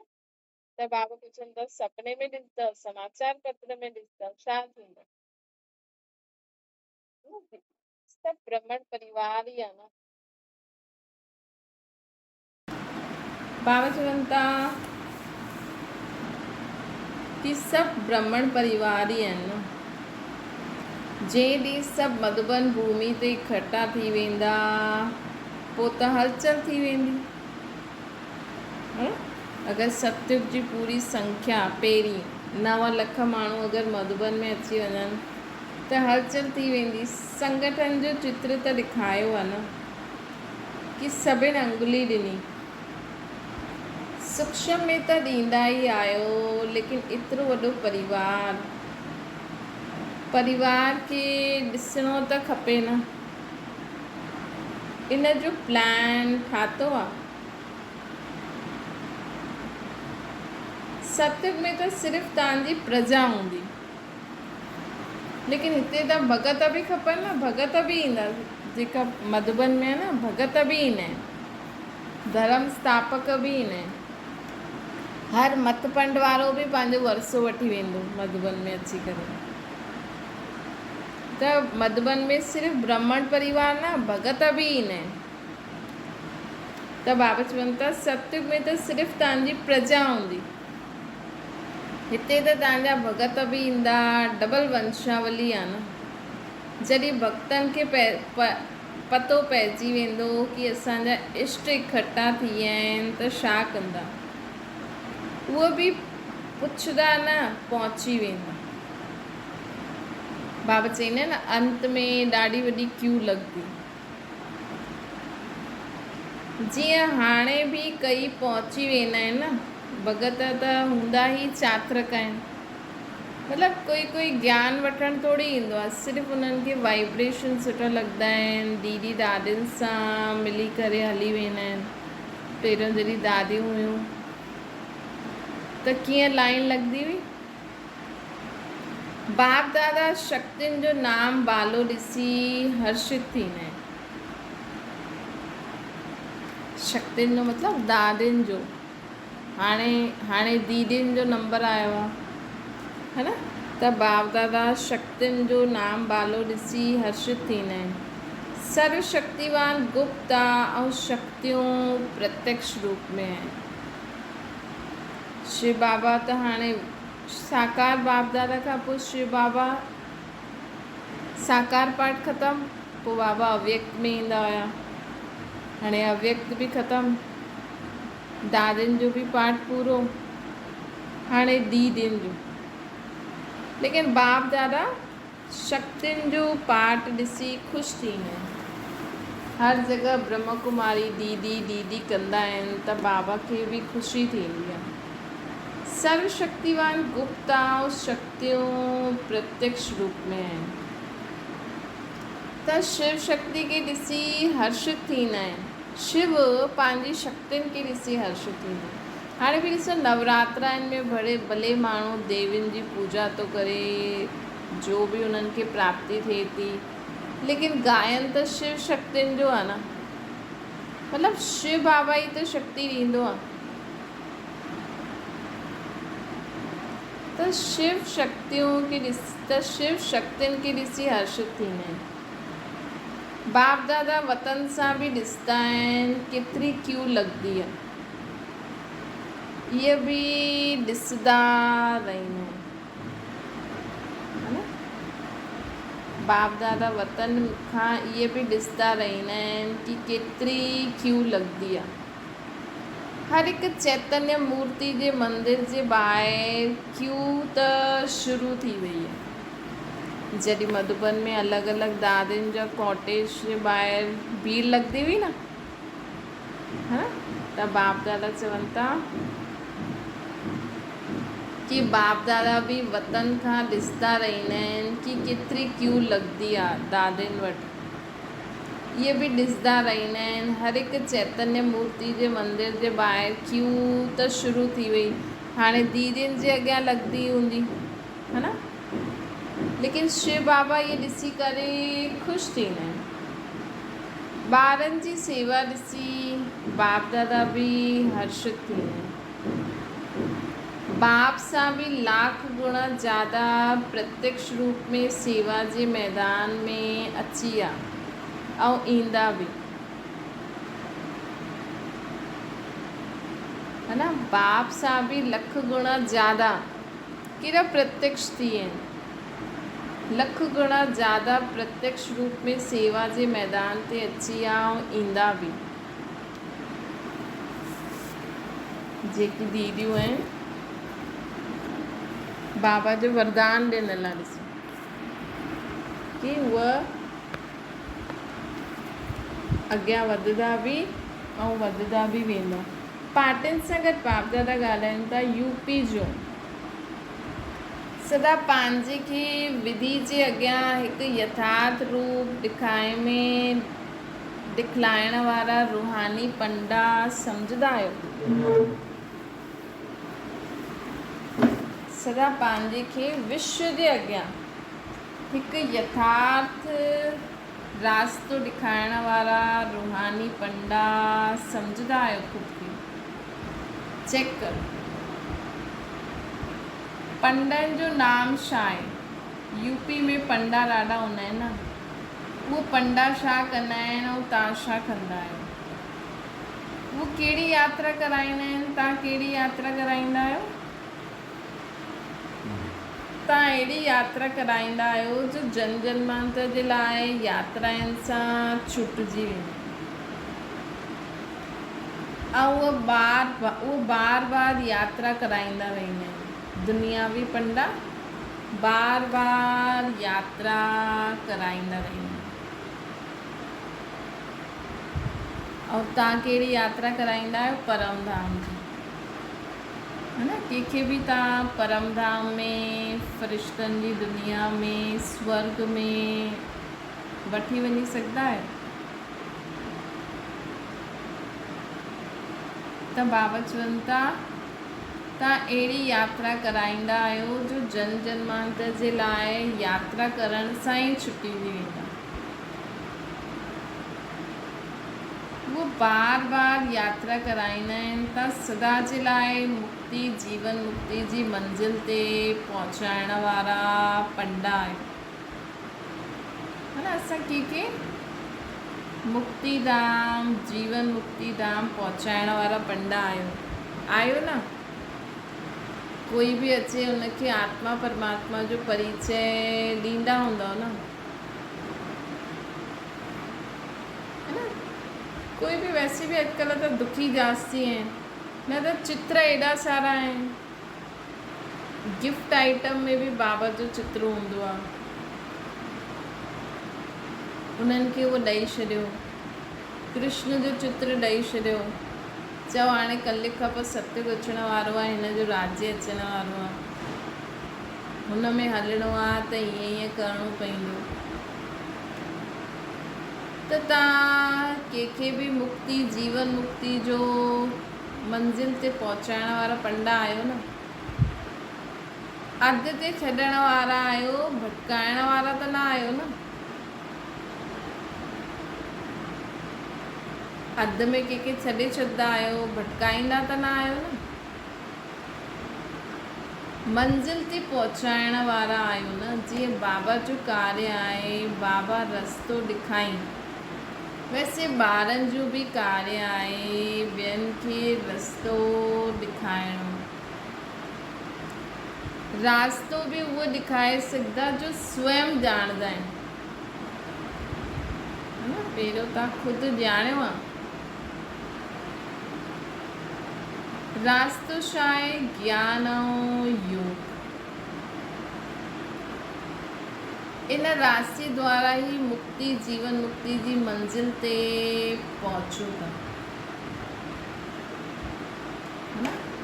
ज्ञान और योग द्वारा ही त असां मुक्ति धाम, जीवन मुक्ति धाम पहुचा आहियूं न। रास्ते जे विच में साइड सीन बि ईंदियूं आहिनि, उते रुकी त न वेंदा आहियो, छो जी माया साइड सीन जे रूप में रोकण जी कोशिशि कंदी आहे। माया साइड सीन जे रूप में रोकण जी कोशिशि कंदी आहे। कोई न कोई परिस्थिति व ॻाल्हि अहिड़ी अची वेंदी जो रोकण जी कोशिशि कंदी, लेकिन पक्का यात्री जेका हूंदा आहिनि न उहो रुकंदा न आहिनि। मंज़िल ते पहुचण वारा आहियो न। मतिलबु कॾहिं शरीर में कोई प्रॉब्लम, कॾहिं प्रकृति द्वारा कोई प्रॉब्लम, कॾहिं देह संबंधियुनि द्वारा कोई प्रॉब्लम, कॾहिं कोई पुराणो स्वभाव संस्कार जे कारण रुकी वेंदा आहिनि माण्हू। लेकिन इहे सभु असांजो आहे ई न, इहे सभु बाबा जा ई आहिनि, त असां रुकूं छो, है न। त चेक करो, रुकी वेंदा आहियो छा? मतिलबु पूरो जॾहिं खां जनमु वरितो आहे तॾहिं खां कंहिं कारण तां रुकिया त न आहियो न, बाबा खे त न भुलिजिया आहियो न। कई बार न कंहिंजी शादी बि थी वेंदी आहे, लेकिन बाबा खे न छॾंदा आहिनि, त हुननि वटि बि एडवांस पार्टी जी आत्मा अची वेंदी आहे। अगरि शादी खां पोइ सम्झो ॿार बि थी विया, लेकिन उन्हनि बाबा खे न छॾियो, उहो रुकिया न। त उन्हनि जो पोइ एडवांस पार्टी जी आत्मायूं बि उन्हनि वटि जनम वठी वेठियूं आहिनि। कई बार थींदो न कि कोई यात्रा में हलंदो ई रहंदो,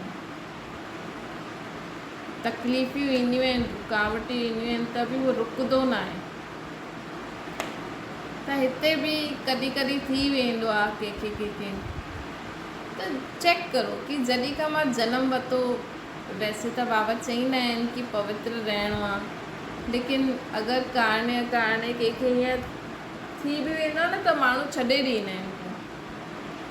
लेकिन बाबा कई बार चईंदा आहिनि कि सचो रहंदो त बाबा जी मदद मिलंदी वेंदी। कई बार माण्हू विकार में बि किरी पवंदा आहिनि, लेकिन अगरि उहो त बि सचो थी करे बाबा खे ॿुधाईंदो न कि बाबा हीअं थी वियो, त बाबा उन्हनि जी मदद बि कंदा आहिनि। है न, इन करे कोई बि परिस्थिति अचे, कोई बि ॻाल्हि अचे, असांखां कोई ग़लती बि थी वई, लेकिन बाबा सां सचो थी करे रहो त तव्हां कॾहिं बि मंज़िल तां हटंदव न, है न। अहिड़ी परिस्थिति ईंदियूं तव्हांखे रोकण जी कोशिशि कंदियूं, लेकिन पक्का यात्री रुकंदा न, मंज़िल ते पहुचण वारा आहियो न। अगरि एतिरा सभु पंडा तयार थी विया त अनेक आत्माउनि खे रास्तो ॾेखारे सघंदा। विश्व जी केतिरी आत्मायूं आहिनि, सभिनि खे रास्तो ॾेखारण वारा आहियो न।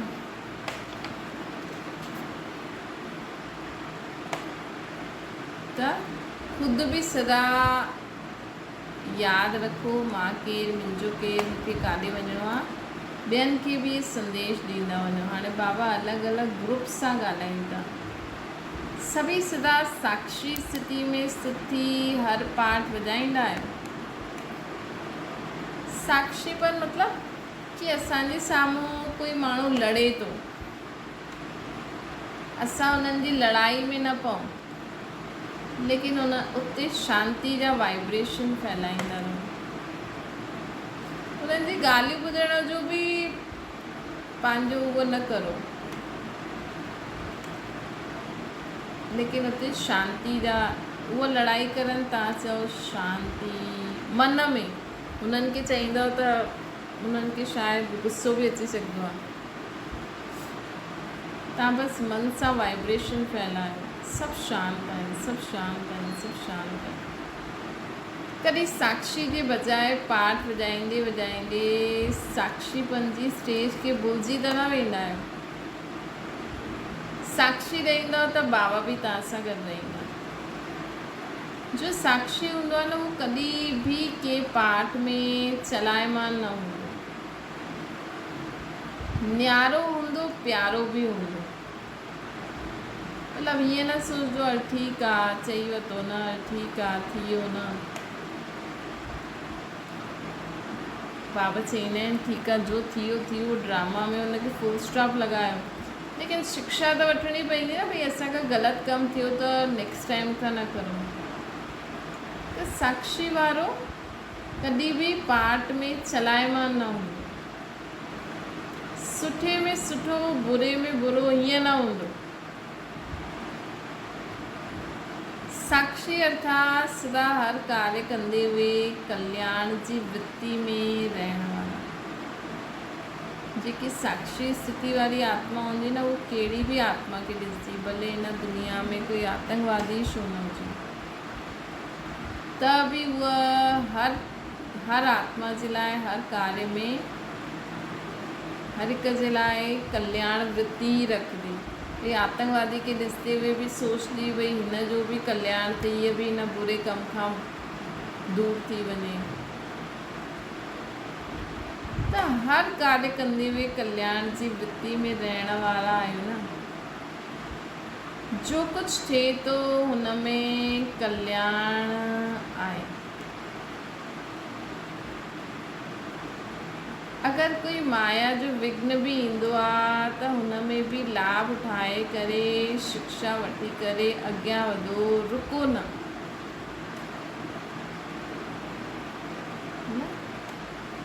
अगरि कोई माया जो विघ्न बि ईंदो आहे त हुन में बि लाभ उठाए करे शिक्षा वठी करे अॻियां वधिणो हूंदो आहे, न रुकणो न आहे। ईअं न, ईअं आयो कोई बि ॻाल्हि थिए रुको न, सदा अॻियां वधंदा वञो। सीट ते वेही करे खेल ॾिसंदा आहियो न, बाबा सां गॾु खेल ॾिसो ऐं सुठा वाइब्रेशन फैलाईंदा रहो। साक्षीपन जी सीट, हिन सीट ते वेही करे ड्रामा खे ॾिसो त ॾाढो मज़ो ईंदो। साक्षीपन जी सीट मतिलबु कि असां आहियूं स्थूल दुनिया में, लेकिन मन बुद्धि बाबा सां जुड़ियल आहे। जीअं असां बाबा सां गॾु हिन सृष्टि जे ड्रामा खे ॾिसूं था। अगरि साक्षीपन जी सीट थी करे सेट थी करे ड्रामो ॾिसंदव त मज़ो ईंदो। चईंदव वाह ड्रामा, वाह वाह मुंहिंजो पार्ट, वाह, हीअं चईंदव।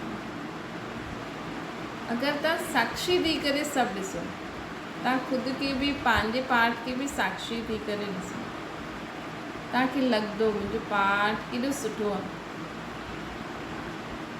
इहे गीत ॻाईंदा रहियूं कॾहिं, जॾहिं तव्हां साक्षीपन जी सीट ते सेट थी करे रहींदा। हाणे बाबा ॿिए ग्रुप सां ॻाल्हाइनि था। सभी तीव्र पुरुषार्थी आहियो न,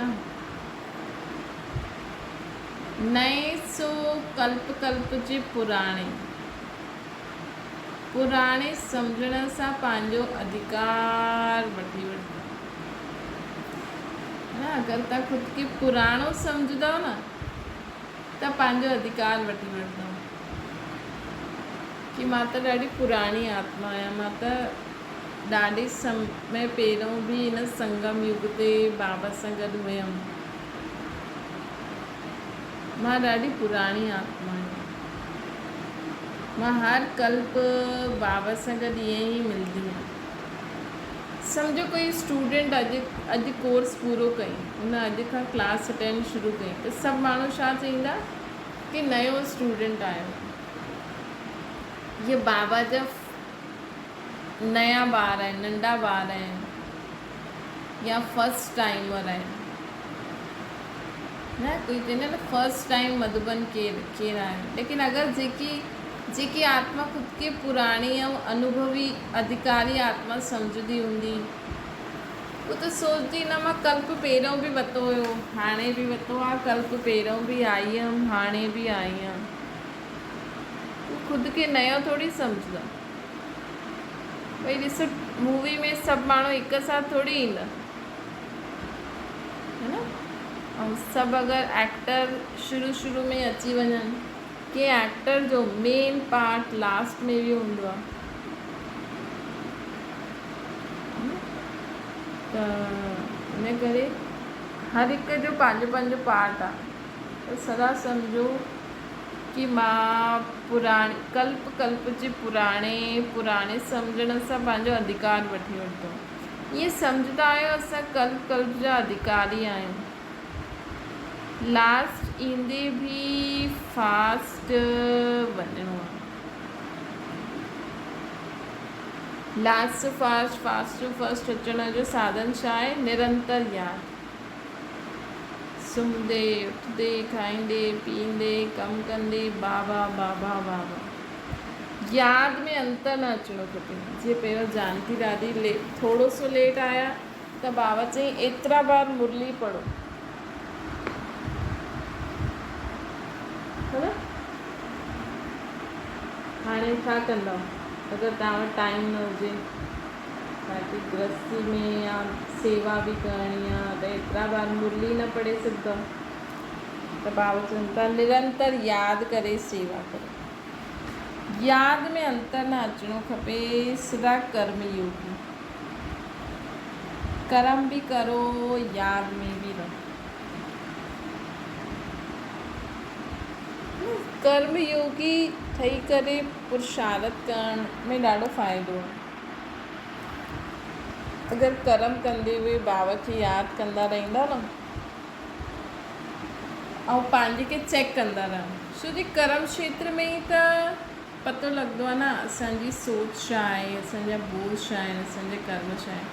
हीअं त कोई माण्हू सोचे कि हा असांजा ॾाढा सुठा संकल्प असां कंदा आहियूं, बोल बोलंदा आहियूं, कर्म, लेकिन जॾहिं कर्म क्षेत्र में अलॻि अलॻि स्वभाव संस्कार वारी आत्माउनि सां अलॻि अलॻि प्राकृतिक सिचुएशन में जॾहिं असां ईंदा आहियूं, हीअं त माण्हू चए मूंखे त गर्मी ठंडी सभु बराबरि आहे, लेकिन जॾहिं एतिरी गर्मी अचे उन में बि उहा गर्मी गर्मी न करे, जॾहिं एतिरी ठंडी अचे उन में बि उहो ठंडी ठंडी न करे, डिस्टर्ब न थिए, उन में बि उन समय में बि बाबा खे सुठी रीति यादि करे, पंहिंजी मुरली पढ़े, सेवा करे, त चईंदासीं न हीअ धारणा मूर्त आत्मा आहे। त कर्म योग जी स्टेज ते जो सदा रहंदो आहे उहो सहज ई कर्मातीत थी सघे। ॾिसो ब्रह्मा बाबा बि कर्म योगी थी करे कर्मातीत थिया, त हीअं कॾहिं न सोचो कि असां तप करूं त कर्मातीत थींदासीं। कर्म कंदे हुए निंदा स्थिति मान पान जय पराजय सभु कुझु सहन कंदे हुए सभिनि में समान स्थिति रहे तॾहिं कर्मातीत थी सघे। जो सदा कर्म योगी जी स्टेज ते रहंदा आहिनि उहे सहज ई कर्मातीत थी वेंदा आहिनि। जॾहिं चाहे कर्म में अचो, जॾहिं चाहे कर्म सां न्यारो थी वञो। छा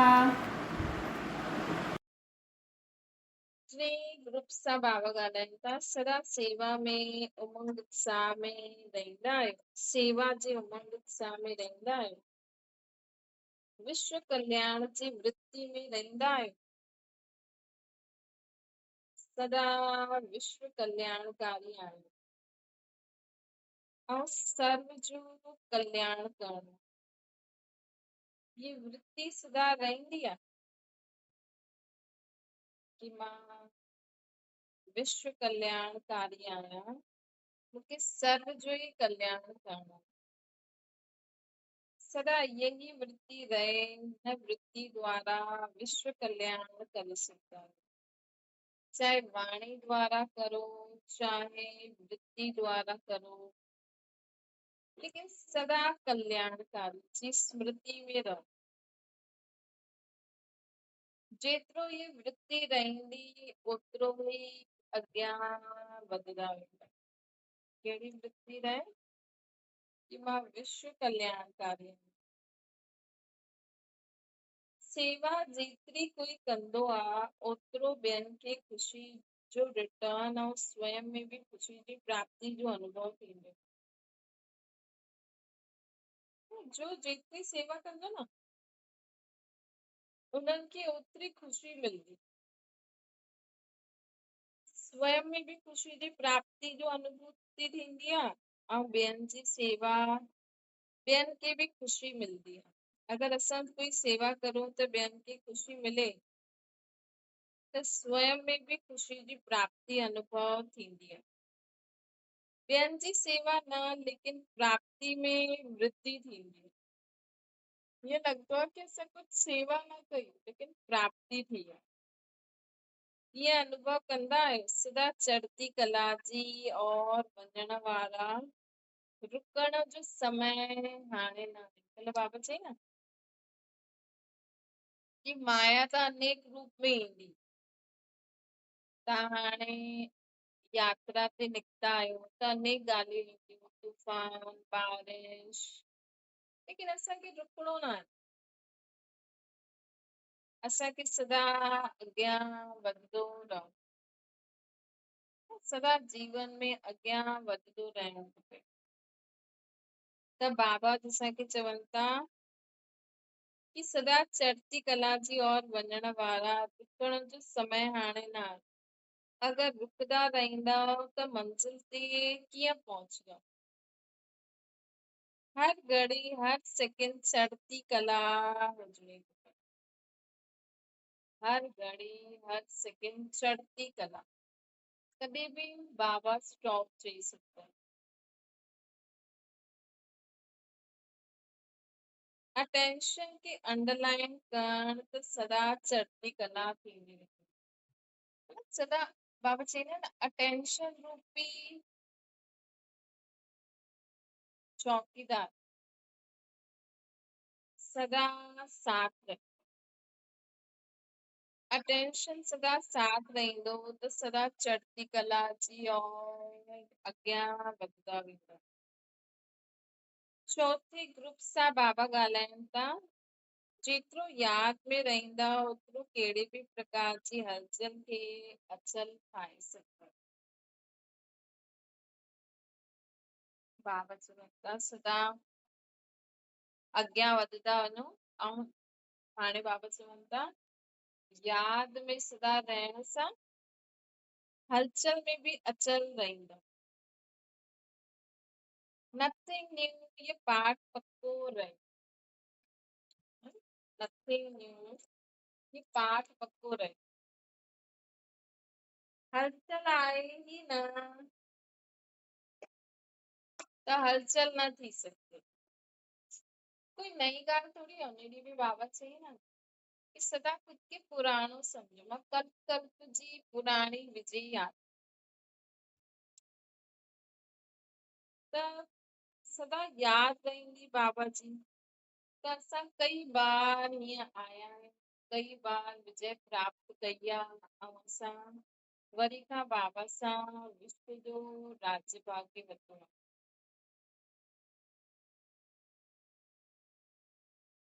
साइड सीन खे ॾिसी करे रुकंदव न अॻियां वधंदा वेंदव। अगरि हीअं रहंदव त सदा अॻियां वधंदा रहंदव। अहिड़ा बहादुर आहियो न हिमत बच्चे मदद बाप। जेका माण्हू हिमत कंदा आहिनि न उन्हनि जी बाबा मदद कंदा आहिनि। जो बि कुझु थींदो आहे साइड सीन असांखे सदा यादि रखणो खपे कि मां विजयी आत्मा मां बाबा सां गॾु आहियां। मां विश्व कल्याणकारी आहियां। असां त ॿियनि जो कल्याण करण जे लाइ कर्म क्षेत्र में आहियूं त असांजो कुझु मतिलबु थोड़ी आहे कंहिंसां। असांखे बाबा जो परिचय मिलियो असां पुरुषारथ करे असां पूरे विश्व जे बादशाही मिली हुई। हाणे असांखे छा कमु लेकिन हाणे असां हिन धरती ते छो आहियूं छोकी हाणे असांखे सेवा कयूं। हाणे ॿियनि जो कल्याण करणो। ॿियनि जो कल्याण चाहे वाणी सां करो चाहे मनसा सां करो चाहे कर्मणा सां करो। बाप जी याद में कर्म कंदा वञो। ॾिसो जेका नेता हूंदा आहिनि हाणे गांधी जी छा सोचे गांधी जी सोचे भई मूंखे इनखे आज़ाद कराइणो। न पंहिंजो तन मन धन लॻाए छॾी। आख़िर में उहो मरी बि वियो लेकिन उहो पंहिंजो कर्म त कंदो वियो न। केतिरनि माण्हुनि हुननि जे लाइ विया जो बि कयो लेकिन हुनजो कमु हुयो मूंखे आज़ाद कराइणो बसि।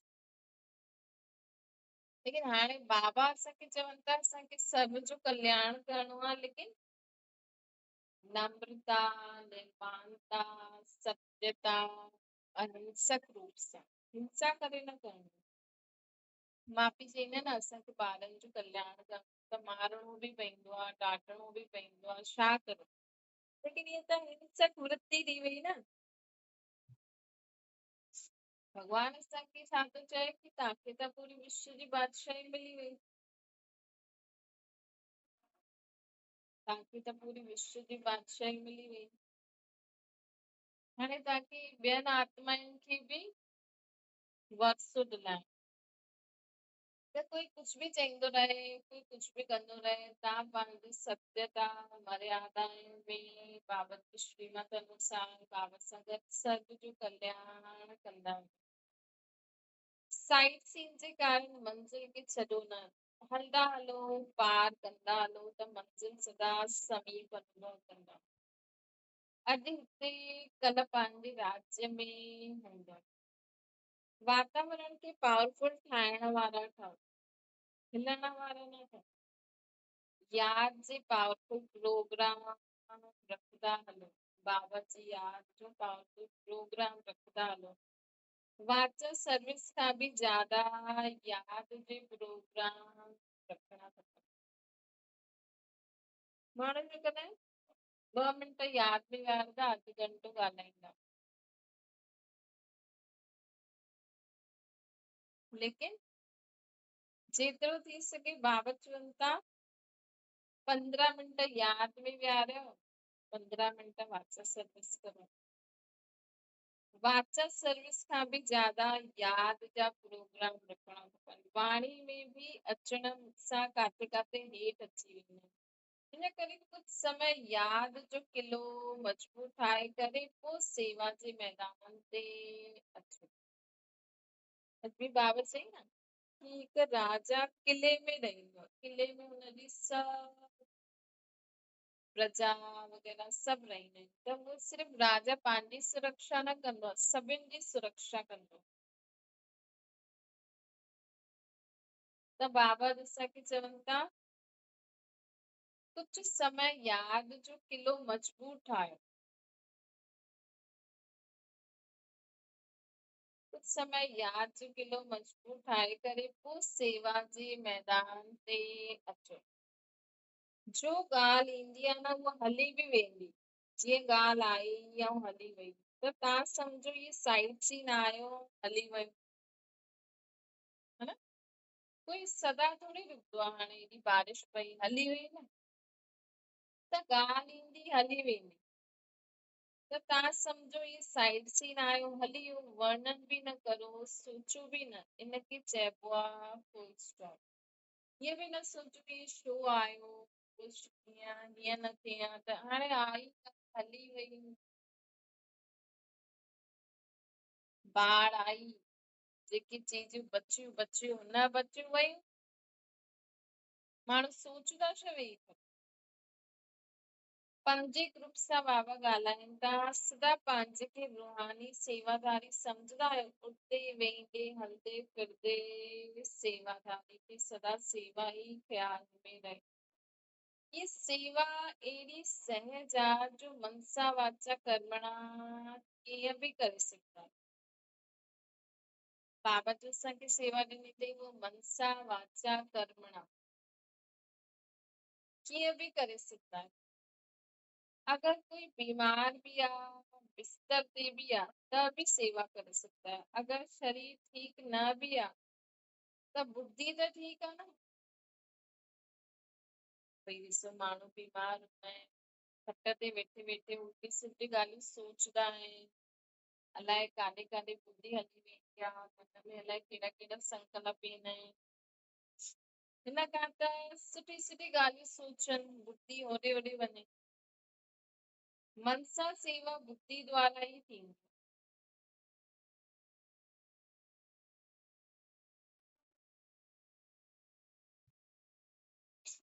ए सदा सेवा जो उमंग उत्साह व सेवा जी लग्न रहंदी आहे। छो जे जेतिरी सेवा कंदो ओतिरो ई प्रकृति बि तव्हांजी जन जन सेवा कंदी रहंदी। प्रकृति दासी ठही वेंदी आहे। हाणे प्रकृति दुख जो कारण ठही वेंदी आहे, पोइ इहा प्रकृति असांजी सेवाधारी ठही वेंदी। सेवा करण अर्थात मेवा वठण। ये सेवा करण न, लेकिन सर्व प्राप्ति करण। हाणे अगर असां मनसा वाचा कर्मणा सेवा कंदासीं न, त मतलब मेवा मिलंदा। सिर्फ अधु कलाक न, बाबा पूरे कल्पलेट ताईं चई सेवा करण न, लेकिन सर्व प्राप्ति प्राप्त करण थी वेंदी आहे। हाणे हाणे सेवा कई, हाणे ख़ुशी जो भंडार भरपूर। हिकु आत्मा जी बि सेवा कंदा त केतिरा ॾींहं हुनजी ख़ुशी जी प्रभाव रहंदो आहे। छो जो उहा आत्मा जन जन्मांतर जे लाइ दुखनि सां छुटिजी वेंदी आहे न, ऐं तव्हांखे केॾो शुक्रिया कंदी। है ना, हिक आत्मा जी भी सेवा कंदा उनखे दुख सां छुड़ाईंदा त केॾो तव्हांखे शुक्रिया कंदी जन जन जो भविष्य ठाहियो त तव्हांखे बि उनजी ख़ुशी थींदी। इहे सभिनि जे अनेक जन्म सुधारण वारा मास्टर भाग्य विधाता आहियो न। आहियो न इहे सभिनि जा अनेक जन्म सुधारण वारा। असां त बाबा त हिक जी ॻाल्हि था कनि, लेकिन असां द्वारा त बाबा केतिरी सेवा कराईंदा आहिनि, त केतिरी आत्माउनि जी दुआयूं मिलंदियूं आहिनि। मास्टर भाग्य विधाता आहियो, शिव जी उन्हनि जो भाग्य बदिलण जे निमित ठही वेंदा आहियो न तव्हां। कीर्ति कला जे बदिले चढ़ती कला जो भाग्य थी वेंदो आहे। सेवा करण अर्थात ख़ुशी जा मेवा खाइण, ये ताजो फल आहे। ये ताजो फल आहे। सेवा करण अर्थात ख़ुशी जा मेवा खाइण।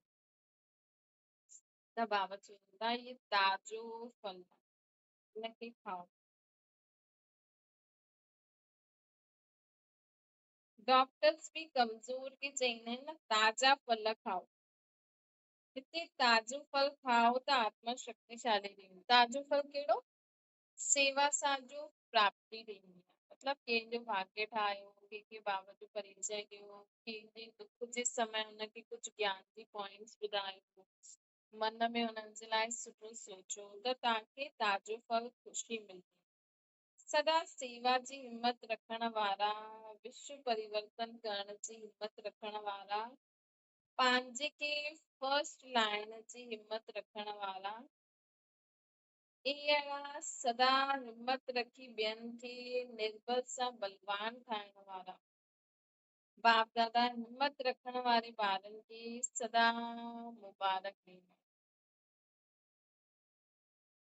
जेका ॿार सदा हिम्मत रखण वारा आहिनि, विश्व परिवर्तन करण जी हिम्मत रखंदा आहिनि, पंहिंजे के फर्स्ट लाइन जी हिम्मत रखंदा आहिनि, अहिड़ा सदा हिम्मत रखी ॿियनि खे निर्बल खां बलवान ठाहिण वारा, बाप दादा हिम्मत रखण वारनि ॿारनि खे सदा मुबारक ॾींदा। छठी ग्रुप सां बाबा ॻाल्हाइनि था, सदा ज्ञान सागर जी भिन्न भिन्न लहरनि में लहराईंदा रहंदा आहियो। शुरू खां वठी करे हाणे ताईं बाप द्वारा ज्ञान जी केतिरी पॉइंट्स मिलियूं आहिनि। सदा ज्ञान सागर जी लहरनि में लहराइण वारा, शुरू खां वठी करे हाणे ताईं बाप द्वारा ज्ञान जी केतिरी केतिरी पॉइंट्स मिलियूं आहिनि। हुन पॉइंट्स खे मनन करे सदा हर्षित रहो।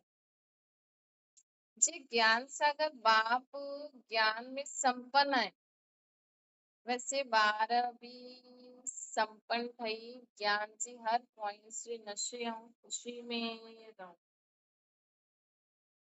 अकुट पॉइंट मिली आहे न, केॾी सारी पॉइंट्स मिली, हिक बि पॉइंट रोज बुद्धि में रखो ऐं हुनजे अनुभव में सदा रहो त ज्ञान स्वरूप थींदो। ॾिसो बाबा मुरली में केॾी सारी पॉइंट्स आहिनि, लेकिन बाबा चवंदा आहिनि हिकु पॉइंट रोज बुद्धि में रखो, उनखे अनुभव करो, उनजो स्वरूप ठहो त सदा ज्ञान स्वरूप ठही वेंदो। ही सिर्फ़ हिकु पॉइंट, केतिरो श्रेष्ठ ज्ञान आहे ऐं के ॾिनो, ये सदा स्मृति में रहे। केॾो ऊचो ज्ञान असांखे ॾियण वारो केरु, भगत आत्मायूं जंहिंजे लाइ तड़पनि थियूं, प्यासी आहिनि, उन्हनि सां तव्हां तृप्त थी विया आहियो। भगत आत्मा जंहिंजे लाइ तड़पनि थियूं, प्यासियूं आहिनि, उन्हनि जे लाइ उन्हनि सां तव्हां तृप्त थी विया आहियो। थी विया आहियो न, अञा खपे ॿियो। भक्ति जी प्यास बुझी वई आहे न, त सदा ये गीत ॻायो, पाइणो हुयो जो पाए छॾियो, हाणे ॿियो छा खपे। है न, पाइणो हुयो जो पाए वरितो, हाणे ॿियो छा खपे। अच्छा, ओम शांति। बाबा खे यादि करो।